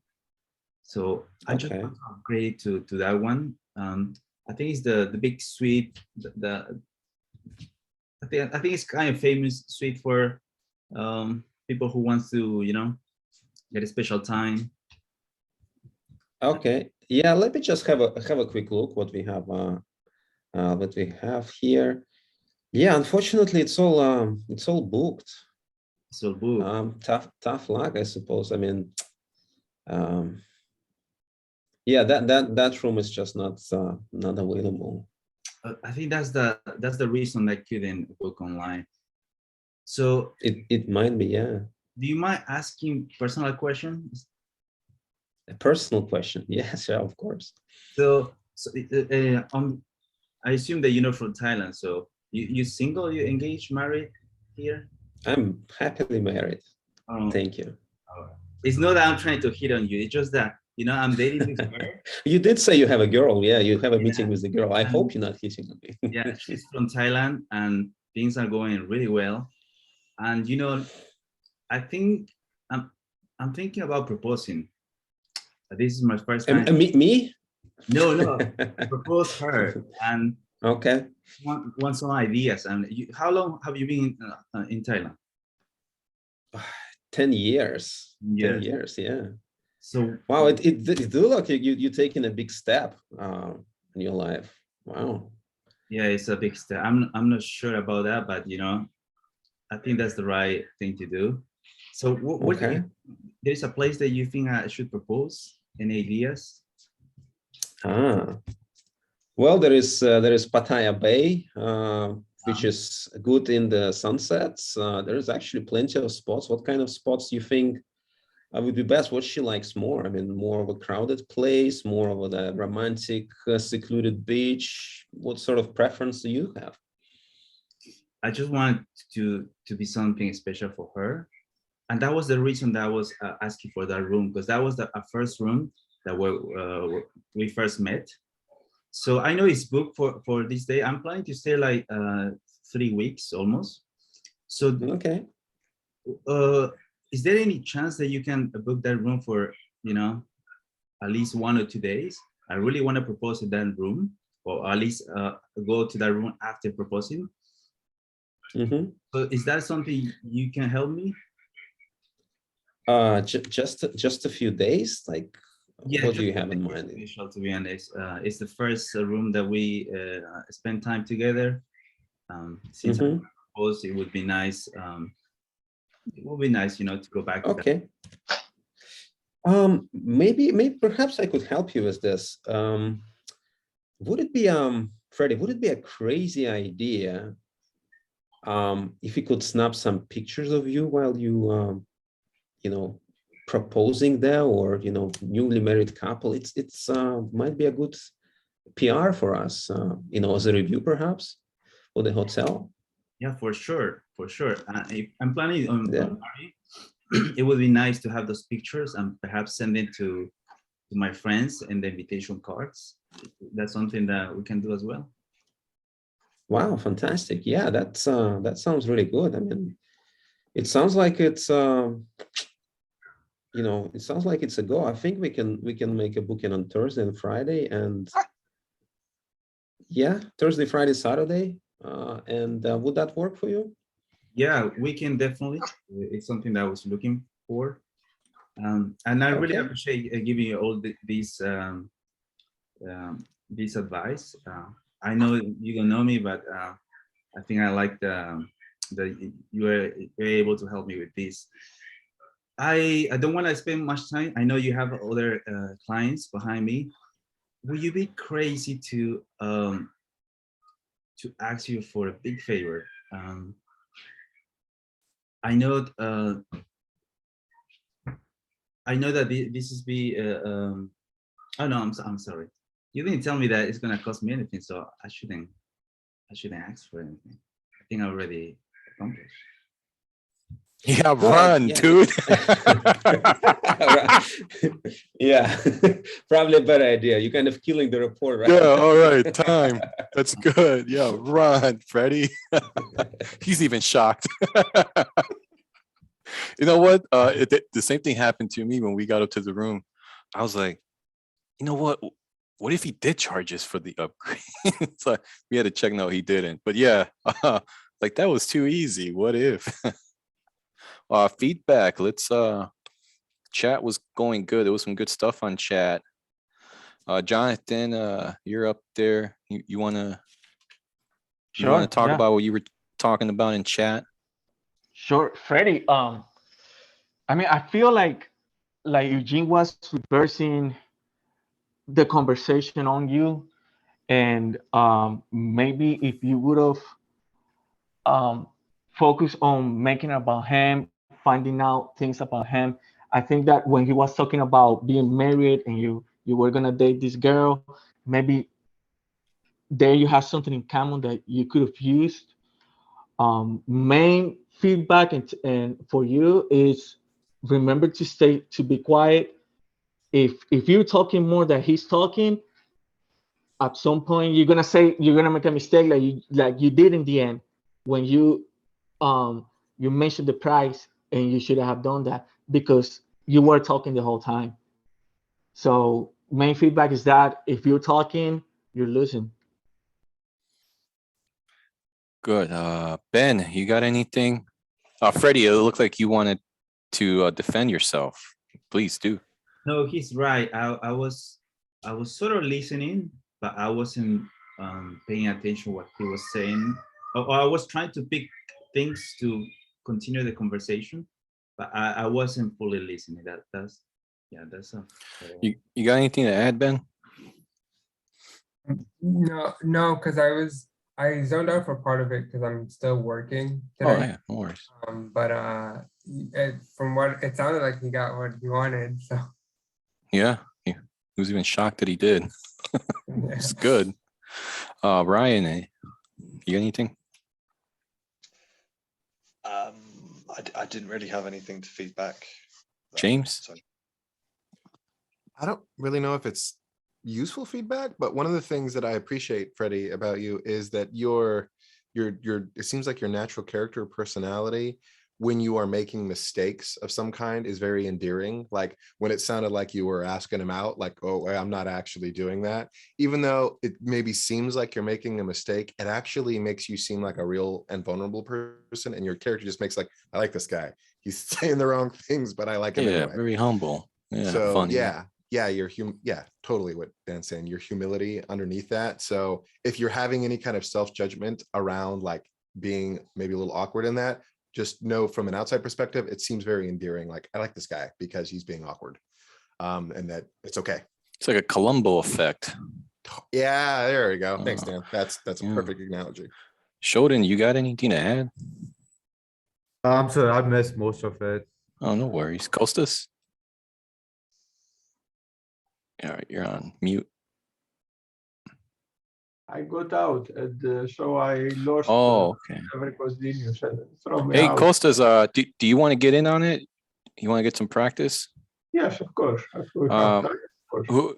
Who do you want? Who do you want to be your victim? How about you? Oh, okay. I mean, And, I have given things. People have seen it and also given hard time. So okay. yeah, go for it. Okay. So, well, yeah, yes. Oh, Hi, hi, how you doing, Mr. Buzgos? Costas, yes. Yeah. Hello, I'm very well. Welcome. I just came here, and to have a booked for the apartment. Please check it out, please. Oh yeah. Let's see. Oh yeah. Oh, you're you booked the 8th floor. Okay. That's right. Yeah, it's got an okay view of the strip. Let me get everything here ready for you. You excited to be in town? I am excited because I'm in vacations. I came here with my wife, and it's excited. Oh, you're here on vacation with your wife? Yes. Oh, that's good. Can you explain how long you're staying here for? 4 days. 4 days. Oh, right. 4 days on the eighth floor. I see you paid already online, Mr. Yes, exactly. Mr. Burgos. So we're just gonna print out, your card, hotel key, and everything. Oh, sure. But tell me something. Are you tired of something? Because I see you somehow like tired. I don't know. Oh no, I'm out of coffee. So yeah, I'm a coffee addict, and my energy is Shorter, yes. no, I'll get more energized for you. I'm so sorry, No Mr. problem. Mr. No problem. Burgos. I deeply understand. Oh, I'm happy you Yes. understand. Yeah, it's been a long shift here. You are about to finish now. Yeah, I'm about towards the end of the shift. Let's see. So you paid online. I got your card key here for your room. Is there any questions you have? There's really no line, so if you got any questions, I'm happy to answer. You really look tired. That's what I can say. I don't know. It seems something bothering you. Oh man, I'm just I'm just ready to clock out right now. Yes. I'm ready to. But I prefer Ready to go. I don't like the very professional look of something different. And I prefer this. It's more real, Oh, you said your wife's name is Maria? Where you find it? Yes, Maria. Yes. Oh, okay, that's good. Well, I hope you and Maria enjoy your time here. That's good. You're on vacation. I Yes. wish I can go take a vacation. Boy, do I need one. Oh, yes, I would also think you look like a person that needs a vacation. Yeah, Yes. but I can't afford a vacation. I don't have big money. Like You you like big guys. money vacation? Oh, that would be nice, but I can't afford anything nice with the wages here. But you like big money vacations? Do I understand well? Or any kind of vacation will do for you? I mean, if you'll pay for my vacation, more than happy to take it. Oh, before I was married, my special vacation, the best of all, is go to an island of You were married before? Before I get married. So okay. I was my very special vacation is. I'm so sorry, sir. I'm starting. Caffeine's wearing out. I love to hear all about your wife's and your vacations and all that. But you are tired, eh? No, I'm not. Please, don't put that on the review that I look tired. I have to work 2 jobs to barely make it. My God, 2 jobs? Yeah, here and I'm doing video stuff on the side. If you ever need any of your Fantastic Days videoed, I'd be happy to. I didn't bring my camera today. My boss doesn't want me to bring it, but I usually got a camcorder up here. I like playing with cameras and camcorders. Boring stuff. I'm sure a man your age wouldn't know about technology like cameras. Oh, I do, but it seems like you love technology and the cameras much more than you like your job here. I mean, I wish I was old and retired like you, where I can just play around with my cameras all day. But I got to work. I'm not on Social Security. I don't have 401k. I envy you, man. I wish I can just travel and film. Yes, thank you very much. But you do have a camera, I guess, quite good. At least you have this. You know what? I should be grateful that I at least have a camera, and Yes. every day I try to film 10 minutes. Mhm. Yeah, you know, and I don't know why. I guess I'm not getting enough views on YouTube, so that bums me out. Because you know, I do all this work and I put it on YouTube, and I get 10 views and 1 like, and it really gets me angry that it's not going viral. Yes. I feel entitled to it. Oh, seems like you are very proud of your job. Yeah, of videography, but not. I hate this hotel job. You know, I wish this building would catch on fire or something. I can't stand this. Yes, Place. and only one camera remains untouched. Yes.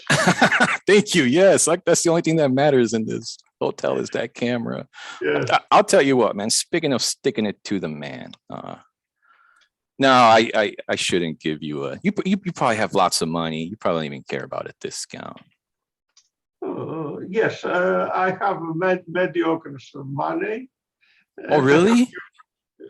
Perhaps you have more when you. No way. You look so wealthy, man. You look like the Monopoly man. If you get the monocle, I thought you were loaded, dude. Yeah, I have a very beautiful woman, so I have to look. Oh, man, I like you, man. You know what? Between us, I'm gonna get you on the top floor so you can look good. For these women are gonna think you're like a movie star. Yeah. Thank you very much. Oh, you love movies? Oh, dude. Yeah. You know what? I'm gonna hook you with the HBO package. You can watch all the freaking movies. Oh, thank you. All right. Have a good day. Thank you very much. Thank you. Nice job, Kostas. I really tried triggering you, man. I was hoping you'd blow up on me, but you stayed in the pocket. Feedback. Oh yeah, we were giving him feedback. Label, you guys were? label. Oh, yeah, I see. I see. Were you reading those, Kostas? No. If you're working behind the counter, do not read comments. I don't read anything. You noticed it? Yeah. I mean, You didn't read it, Kostas? No, I didn't. How I was concentrated to see what. Oh wow! I have not mind to. Interesting. To look. Well, you were matching the feedback that we're giving you on the comments. Basically, just label. When you started to then started to sound bored because of the subject that Costa was talking about. After that, he just started to listen and label, and out of the sudden, your mood changed, and after that, it was done. You gave him the deal. Actually, but I noticed that Kostas was using a lot of labels. I have no idea what I have done. Maybe I saw later when you publish, because you know I was not. Now I do this. No, I just try to be somewhere. I didn't know what I was doing very consciously. Probably Kostas shows up to a lot of sessions. Yeah, if you're showing up as a participant, spectator, you'll start picking it up, and you won't even know what happens, but it happened. Anyone else got some feedback?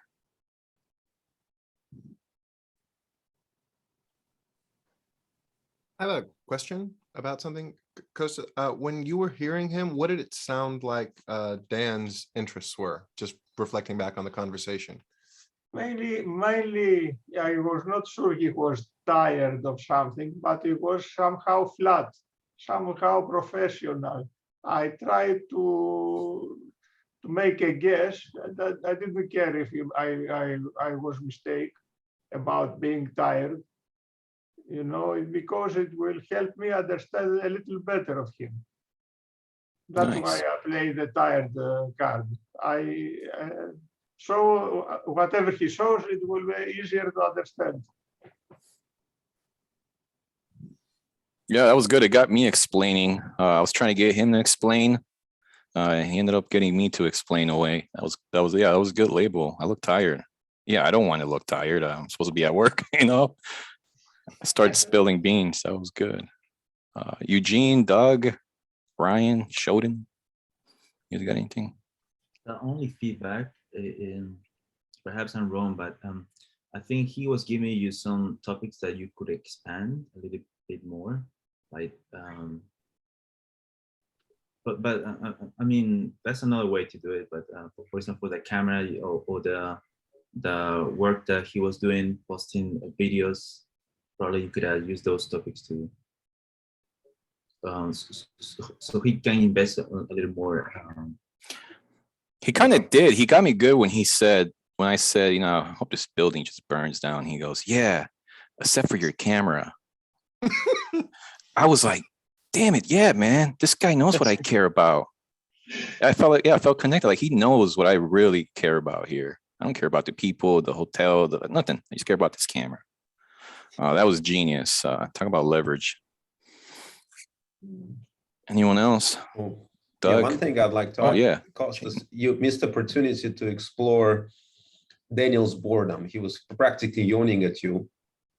And you could have done it any number of ways. You could have done it with AA, accusation notice, or you could have done it with sort of a label. It seems like I'm boring you to tears right now. It seems like, you know, I'm causing you all this pain. So that Dan would expand it on it. And if he would have hit it, then he would stop feeling that. And you could have explored this dynamic from kind of that side, from the negative perspective. What do you think, Dan? How would have landed on you? Well, it definitely, I mean, it was good. It was kind of like a mislabel. It got me,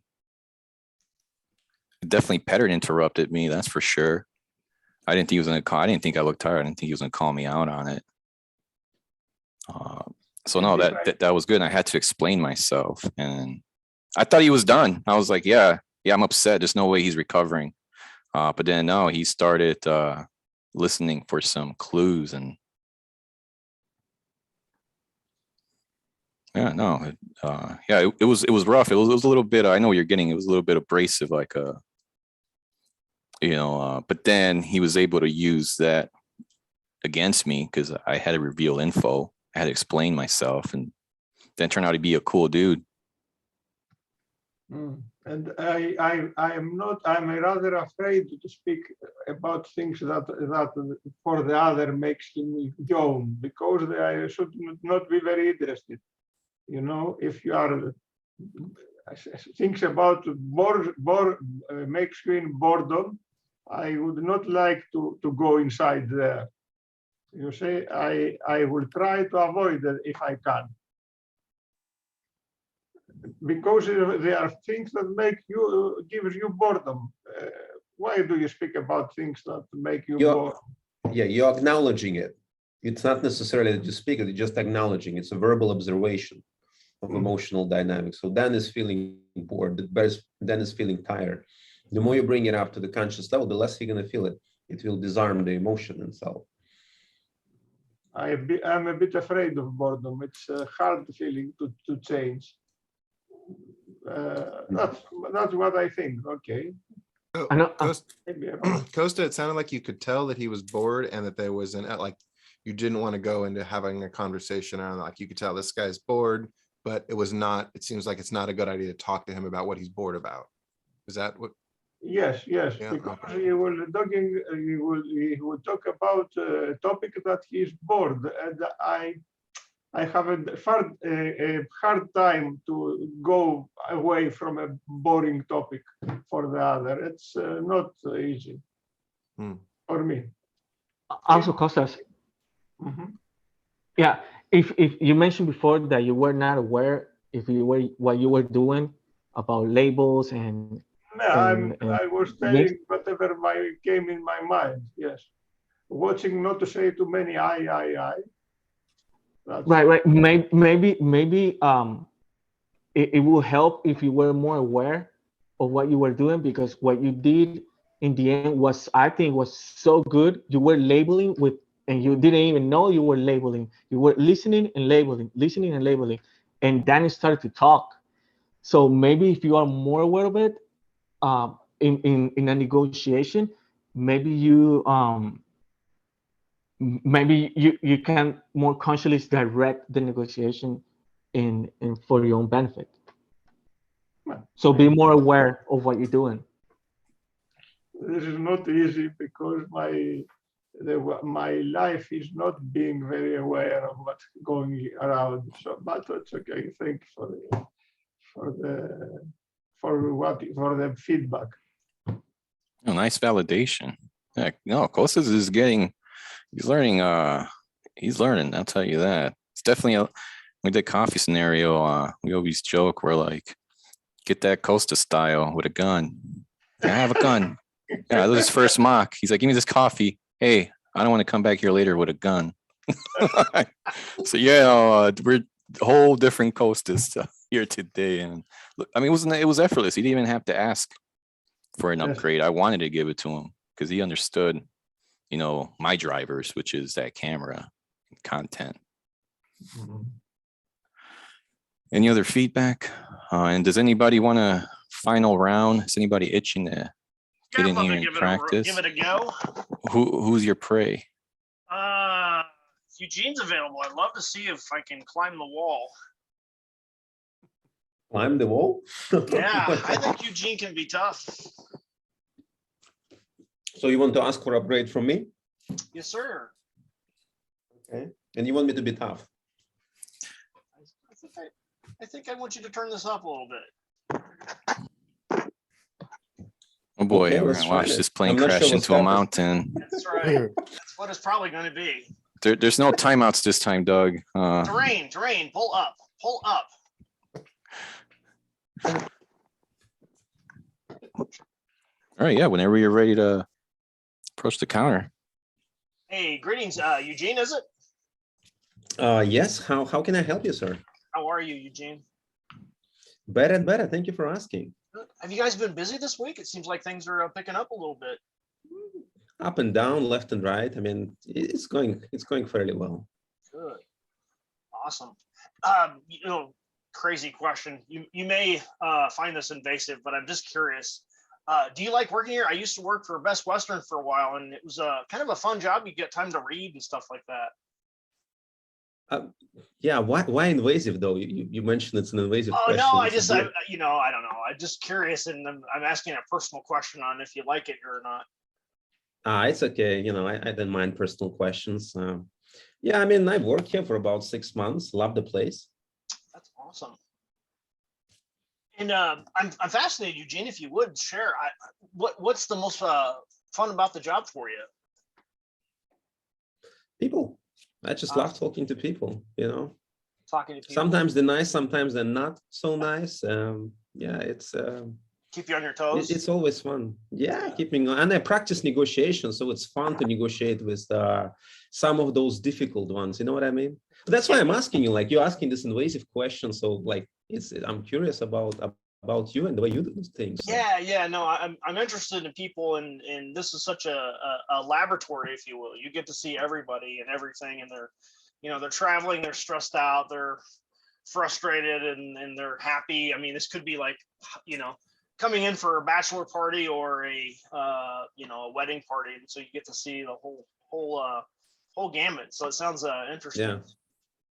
So what is it, Douglas? What can I do for you today? Yeah, no, we're gonna check in here. We're slated for the 8th floor. Looks like based on the check-in. Just wanted to. It's a great floor. You're getting a deal for your buck. I mean, that's one of the most popular option right now. Yeah, it sounds great. Good choice. Sounds great. Thank you. Eugene, I'm gonna feel unreasonable here. You're probably gonna think he's just a male Karen. You might even think I'm being outrageous in my ask. Eugene, would you be opposed to sharing what it would take to get an upgrade for no additional money out of pocket? Upgrade. No money out of pocket. So who's going to pay for it then? Oh no, I'm open to possibilities of what other things might work for you in terms of, what would work for you to say, you know what, Douglas, you go ahead and have that 20th floor suite. I have an idea, and this is going to be, just a balloon. And again, you don't Okay. have to go for this. This is just a proposal. I do have a real estate conference that I'm putting together in the fall, and I would love to have it here. Would you consider a legal bribe? Because I can commit to that Oh, day, and I Douglas, can you- even you- put it. great. I can put it in Okay. writing and everything. Wow, conference. Yeah. Yeah, that sounds interesting. It sounds like it's a lot on your plate and things are looking up for you. I mean, legal conference. Yeah, Amazing. it's going to be a great real estate conference in terms of investing, and going to bring at least 30 to 40 people. Okay. So would want to be interested in the ballroom and whatnot, and doing the conference here. So I'm trying to see if you'd be willing to bribe me. Oh, well, you proposing a business idea. I'm open to Yeah. exploring it. We still have 10 minutes. I mean, what kind of a legal conference, and where are you planning to perhaps book a place? Yeah, that's what we're looking to do, is actually book your ballroom.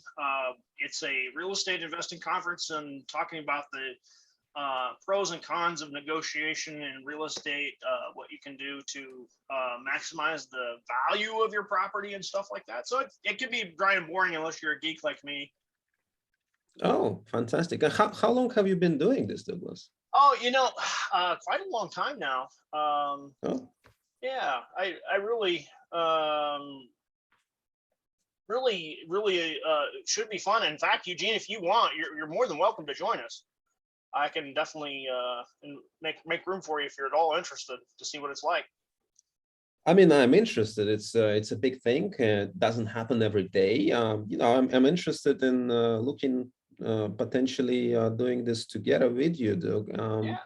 Yeah, I mean, you said you've been doing this a long time, and you're doing these conferences. How often do these conferences happen? For your company? Yeah, we usually do 1 or 2 a year. It's outside what 1 I or 2 a normally year. do. I invest during the day, but then and then occasionally like to have a get together. It's a lot of fun. And It you sounds seem like a lot of curious. fun. Yeah, you seem curious, Eugene. Would you find that thing interesting at all for your own edification in terms of what you like to do? Yeah, I mean, it does sound interesting, and perhaps if it would be appropriate to ask each other a few more questions to see Oh, if we sure. could I'm happy possibly make to it tell you happen. more about it. Sure. Okay, yeah, I mean, yeah, you have 1 or 2 conferences per year. You've been doing it for some time now. In fact, you mentioned long time. What Yeah. what do you like about those conferences? I really love public speaking. It's a thrill for me. Some Ah. people are like, they hate it, and I've been doing it for a long time, and I get it's like a dopamine explosion. It's so much fun. Wow, public speaking, it's exciting. I mean, every Yeah. time, every public performance is exciting, and it can get you those dopamine spikes. It Yeah. could be actually pretty addictive. Yeah, I think it is. I really enjoy it a lot. But have you ever tried it in terms of like Toastmasters or anything like that? Yeah, from time to time, do practice public speaking. I do enjoy it. It's a great gig. It's You like have a all great attention voice is on for you. it, I think, actually. You have a great composure. I think you'd be awesome at it. Well, thank you. I mean, hearing from you professionally doing public speaking, that's a great honor. Thank you. Yeah, you would have a gravitas up on the stage, I think. Really would. Yeah, that's really interesting. I would love to explore this too at some point of time and do bigger events. Yeah, Doug. So, I mean, you said you love public speaking and you've been doing it a long time, 1 or 2 conferences per year. I mean, and you are looking for the hotel to do this with. Yes. What have you tried so far that haven't worked for you? I mean, you've been doing it some time. Yeah, we're really wide open. We haven't done anything since the pandemic, so we're really early in the game. But I really stayed at the hotel a couple times here, and I've always loved the property. And if it's something your guys are open to and interested in doing something on, I'd really like to work with you on that. So it sounds like the previous hotels that you had this, events before didn't work out for you. No, they were fine.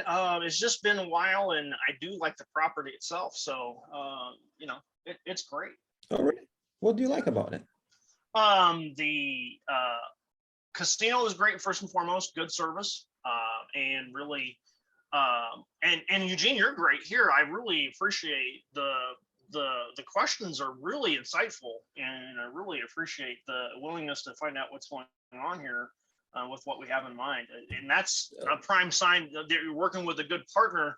Is you actually care about what I need here, and not just trying to go for the throat. And I really appreciate that. Hey, Douglas, you know, we're talking about mutually, business opportunity that might be mutually advantageous. So, you know, I want to know who I'm working with, really. Yeah. And not to waste your time, first of all, and not to waste my time, so we don't Sure. have to chase each other. Yeah.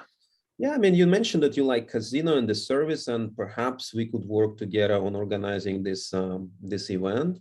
You know, in ideal case scenario, how would you like it to be? Like, what are some of the things that you absolutely must have? Well, I think that what you offer is already there for me. You've got the restaurant facilities on property. You've got several great restaurants. You've got the ballroom space. You got plenty of rooms. One-stop shop, and you have it in spades. Plus, the property is fairly new, and it's well thought of in my circle. So, really, that's what I think. It's just it checks all the boxes, and I'm ready to close the deal today if you are. Well, why now, though? Why not? Oh no, I tomorrow, the want to day be done with it. I don't want to have it just hanging out Okay. there and having it kind of floating around. It's something it's not my main thing. So I do want to have it done and wrapped up. Okay. Well, that sounds sounds like we could make a deal here and go ahead and book it. And perhaps it would be appropriate if we draft some sort of an agreement right now, just Sounds to make good. sure we have Absolutely. something to. Yeah. Okay, so where do we go from here, Douglas? So top floor today, suite included today, and we basically come to agreement on the price you need for, as long as it's market. I don't have a big problem with what you need for the renting the ballroom and all that. So as far as I'm concerned, just putting in the ink and going for it. Okay, yeah. So how many days you are planning to stay in I the? will, this time out just 3 days, and then Just the 3 conference days. will also be 3 days. Okay, yeah, that's let's do this. I mean, it sounds like we come to agreement, and this events, it's something that we might be hosting regularly. I think we could see that in the future. I really have a good vibe about where we're going here. Okay, fantastic. Well, Yeah. let's shake a hand on it. That sounds good. All right. Could you have gotten more with report? I feel like you missed a great connection point when Eugene was talking about he knows negotiations with, and then Douglas literally said it's pros and cons of real estate negotiations. I was like, oh, he's going to connect it. He's going to bring him into the world of negotiations. And Jonathan, please. Yes, I feel based on what I heard that Eugene was a negotiator. No, Basically, Douglas. Eugene, Yeah. He wasn't supposed to be, Right. but he brought on the heat. Yeah, he brought on right. I negotiation feel like stuff. Eugene got a deal for himself because he was Oh. asking the questions, Douglas was talking, and then Eugene, okay, deal. It's good for me, it's good for him. So I think in this case, Eugene got himself a deal. Yeah, because I'm thinking he's going to charge a market price for the ballroom rental since that report wasn't really there. He's like, oh, okay, Doug, yeah, I'll hook you up here, but man, I'm gonna charge. I'm gonna overcharge you for that ballroom. Eugene, is that what you felt? No, why would I? Or me? He I'm just said to probably me, mean. Douglas is doing it for a long time. He's having 1 or 2 conferences per year. We are establishing this rapport. Douglas is, perhaps going to be hosting these events regularly.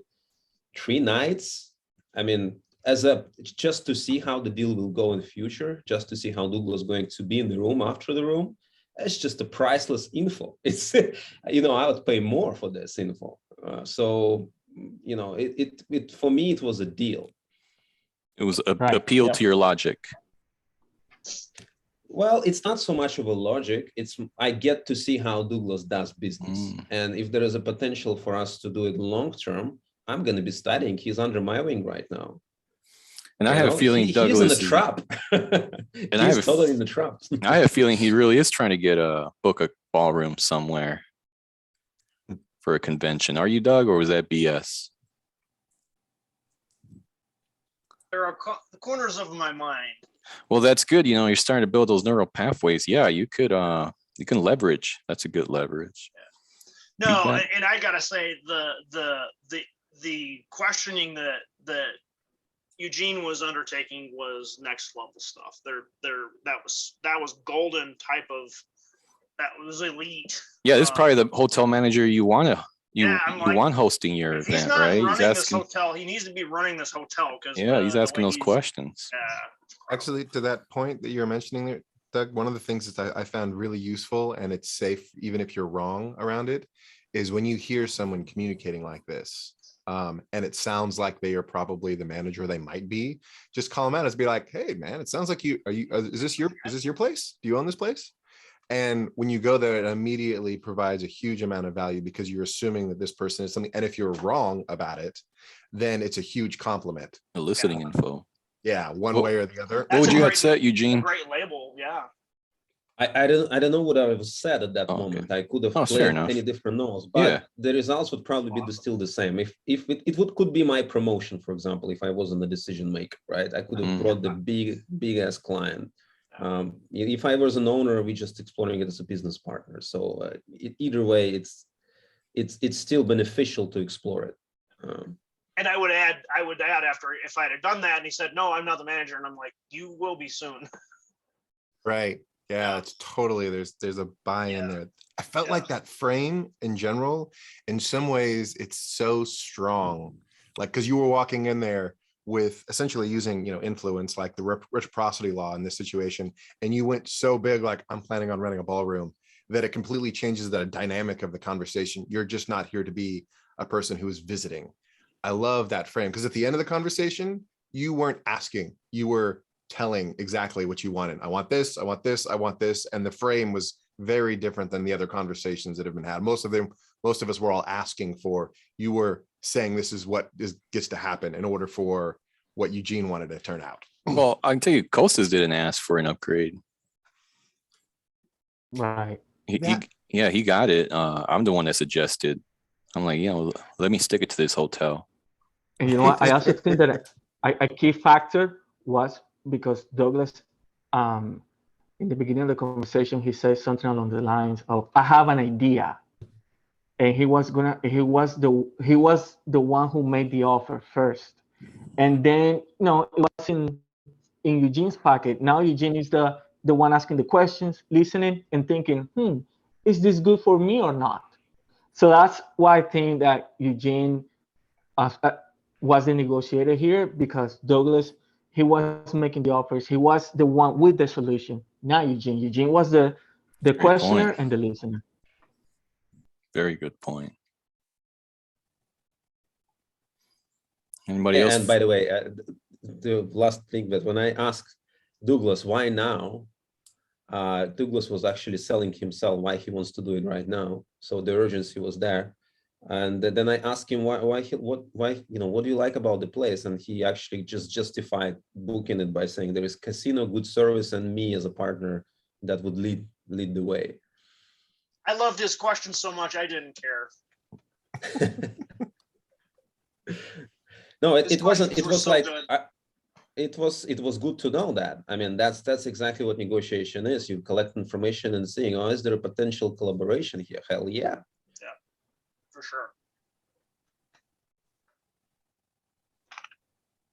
Nice. Next scenario, Douglas, you're going to be going into a Motel 6. Upgrade to Motel 6. You gotta remind me of my college days like that. Come on. I stayed in an embassy suite all summer as an intern. Come on, I can't go back like that. Actually, I'm having one of the good things. Oh, sorry, Jonathan. Go ahead. No, go ahead. There's this thing that I keep recognizing in all of these conversations is the individual characters. It almost, I don't know, this is from, I studied attraction and dating for a year, and there's this idea that I have kind of stuck in my head, which is regardless of who I'm talking with, there's only going to be a percentage of the people that I'm going to be able to connect with well.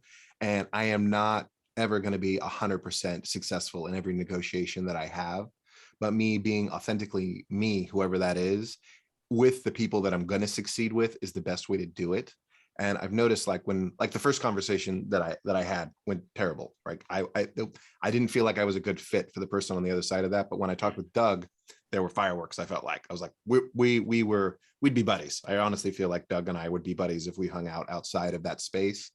And I guess the question that I'm having is in that dynamic of recognizing, hey, is this somebody that I'm going to be able to connect well with? And should we assume we're always going to win at every negotiation and in every situation with every person? Or at what point do we decide, like, Well, this is a great person to connect with? Let me tell you, with this skill set, we'll work on 93% success rate. And what you're saying right now is I connect with 50-50. And if I don't connect, I don't get nothing. With this skill set, you'll be able to connect with someone that's, I mean, look at what Costas, I wasn't trying to connect. I was trying to insult him. I was being a jerk. And yet he still managed, he found a little thread. He was able to connect. And yeah, afterwards, you know what? He might never see me again. He might never deal with, but you know what? By him leaving, I do feel better. I think he left me in a better condition, because now I'm like, man, when after work, I'm going to get out there and maybe film 20 minutes this time. So yeah, I got something out of it. Bartered. He gave me some kind of inspiration. I want to say this is a case where both are correct. I feel like when you have to have it, the 93% of the Black Swan group is there for you. But I also agree with James. If I'm choosing with somebody to work with, I would choose Eugene in that case, because he was somebody I was like, I can work with this guy. I get him. And if you don't get someone and you're not there, if it's an optional thing, then you're like, well, okay, walk away. Well, I mean, here's the other paradox of it. If you do come across someone that's stonewalling you, right? If you get more curious and you can climb it, it turns out those people are sometimes the best to deal with when you're able to weaponize those, because look, they kept a bunch of people away. So that means they're really focused. And if you're able to climb and they acknowledge this, they see, this is how you get the wealthy clients, real estate. It was actually something in our conversation that we had, was it the day before yesterday, Dan, when you were in a conversation, we were negotiating with the lazy guy on the couch, and you made a statement where you were like, at some point, if this is just a lazy dude, I don't have anything to do with him, I'm out. And you chose in that situation, instead of like trying to convince him, to realize, like, my character doesn't fit with this kind of a person, and I'm done with this conversation. I'm curious for you, when is that? When is it like the goal versus the personality? Because it seems like there's a choice. Well, here's the thing is, person. You know, like the barista example, right? Give everybody a respectful label and all those, you know, because the barista, I don't want to upset him also, because I don't want him breaking my TV when I get home. And with the barista guy, I don't want him giving me decaf instead of regular. So yeah, tactful about it. Yeah, but at side note, I'm like, you know what? I'm observing XYZ. This guy is a bitter Nancy, regardless, you know, I see his drivers and they don't align with my drivers. You know, can I leave them in better shape? So in that case, I was like, hey, look, would you be against going to the garage and fixing up that beat up bike with the flat tires? Like, yeah, you know what? I'll do that. Okay, good. I got him doing something small. Yeah, I get him doing something larger later. In the meantime, hey, I'm probably making other moves, right? They don't remember. You don't want to be the one spilling beans. You want to be the one collecting the beans. So yeah, collect the data like an analyst, and then you can choose: do I take out the bear with a sniper? Or if he's weak, I can just go there and stab him, or I can bring him home for dinner. He's no threat. I guess in the core of that, it seems like there's a choice between a goal and whether or not I want to choose to work with a person. Yeah, because no deal is better than a bad deal. Right, exactly. So I guess what I'm curious about is in that situation, when do you choose I don't want to work with this person over the initial goal? Because we go into a conversation having a goal. Like, this is how I hope this turns out. And then partway through the conversation, we realize, you know what, this is not the kind of person that I would want to have a deal with. Well, permit me to When is suggest your trigger for like pulling out, like I'm done working with this person? permit me to suggest dishonesty. Like, you spot like just like blatantly lying to you or just like unethical behavior, you can use that as Okay. a signal, right? Isn't that one thing? I think that for me is big. If I notice somebody's just they're just a scumbag, and I don't like, they're into things that are just offensive to me. It's like and I had this happen to me earlier this year where I was about to partner with somebody and I didn't do my background. I had rapport with them. I built a relationship, and guess what I didn't do? I didn't Google search the guy to find out he's being sued in federal court for fraud. And I'm like, oh shit, I'm out. And it's better to know that going in. So homework hopefully will help that problem too. Yeah, and also to add to this point, I think it's more about tactical empathy, because if you are negotiating business, who you have in front of you is who you have in front of you, and then it is your job to put yourself, to have that empathy and make it about the other person, because it's not about, to me, it's not about connecting like we're gonna be friends, especially in business. I'm not trying to be friends here. I want to negotiate. I don't want to go for dinner with you. I don't care. It's about my empathy towards you, finding out about you, and negotiating a deal. It's not about making friends. At least to me, it's not. No, look, I said connecting, not like long-term relationship. Connecting means you connect with their perspective. You see what they value. So with Costas, he was able to connect with me through my driver of filming. That's how I see the world.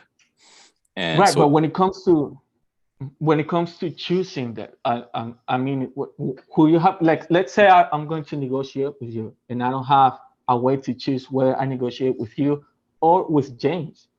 If it is you, the decision maker, then I have to connect with you, if we want to call it that way, or have that empathy towards you, that report towards you. I don't get to choose. As a negotiator, what I'm saying is, as a negotiator, you have to find a way to connect, build rapport, or have that empathy towards whoever you have in front of you. That's an excellent point, Jonathan. The whole, like, from your perspective, actually, I would say in between those two, there's a value decision that's being made of, I want use tactical empathy is valuable to get the goal done, but you're not looking for long-term relationships. In that context, I would actually, I mean, being authentic in that situation, because of where I am now, when I am talking with people, I am actually looking for that. So if you and I were having a conversation with those kind of different values, if I recognized at any point in that conversation that you were only interested in kind of maybe empathizing with me, but the deal was more important, I would pull away from that conversation.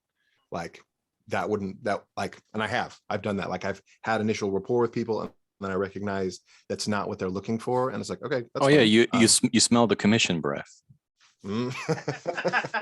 Right, but then, James, in that moment, me as a negotiator, I have to know that about you, and then I Right. connect with you that way.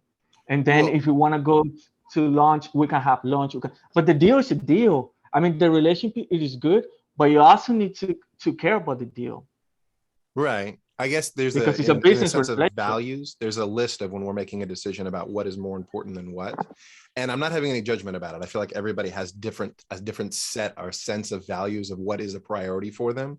And I have nothing against people who prioritize the deal over the relationship. Totally makes sense. I feel like those people are some of the most successful people in the world because they keep their eye on the ball.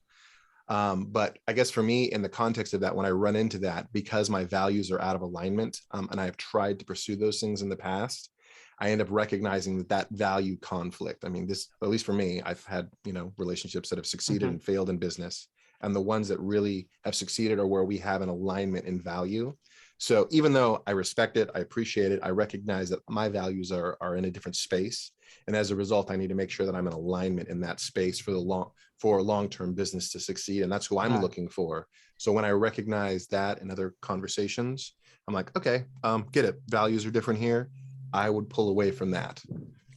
Because for me, that, like, the relationship at any point is is the priority, at least for me. So I guess in that context, what I'm curious about is for everyone, when they're trying to make a decision about, this is the goal, this is the deal that I want to work out, at what point do we're like, okay, this is like what Dan said, like, it's better to have no deal than a bad deal, right? How do we recognize that It as feels like quickly as possible? context drives My, us my a lot. response to that is, for example, my response to that is, me as a negotiator, I had to find out about you, and maybe in my findings, I get to value relationship more. I get to find out more about why you value the relationship more than a deal, and maybe I get to appreciate more of that.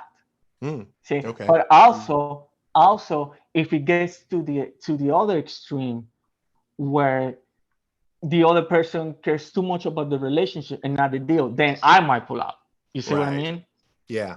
So it's what what I think, the way I perceive it is, me as a negotiator, I have to understand your work and your values, and then if it was the opposite, you will have to understand me and my relationship to the deal and why I value so much the deal. Yeah, Jonathan See? just presented the accommodator, right? They care about the relationship and they'll make all these promises. Next thing you know, you're falling off the cliff and they're going, hey, sorry, man. Right. Yeah, no, It feels like context matters so much there too. And Oh, yeah, you know, what context. you're Totally. what are you selling? I mean, for me, I have a relationship with an investor for 5 years or 3 years or ideally lifetime. And so it's best for me to screen out early. If they're a flake or a weirdo or a whack job or unethical, I have to screen hard on the front, because I have to live with these people for a long time. And if they're pounding me every other day, how's my how's my investment doing? How's my investment doing? If they're a pain in the ass, then I need to know that right off the bat. So for me, if I were selling like a widget for a company or a block of widgets, I wouldn't care if they're a pain in the ass. Elf So to versus me, half. yeah. So that's Easy, very lucrative, interesting. fun, or are they hard, annoying, lame, and frustrating? Yeah, and that's what you're looking for, right? If you feel in your gut and your brain that this person is hard, they're annoying, they're lame and frustrating, that's a bad deal. Now, if they're easy, fun, and lucrative, that's who you want to, like Eugene, he made it easy by asking those good questions. And, Doug's like, hey, I think it's going to be lucrative. He's going to make sure it goes smooth. It's going to be easy. Like he's doing all the work here. Yeah. But if he was half, yeah, you know what? Maybe no deal is better. All righty, guys. See y'all next week. Thank you, guys. Thank you. Thank you, guys. 2.5 hours. Thank you. You're champions. Record. Wow.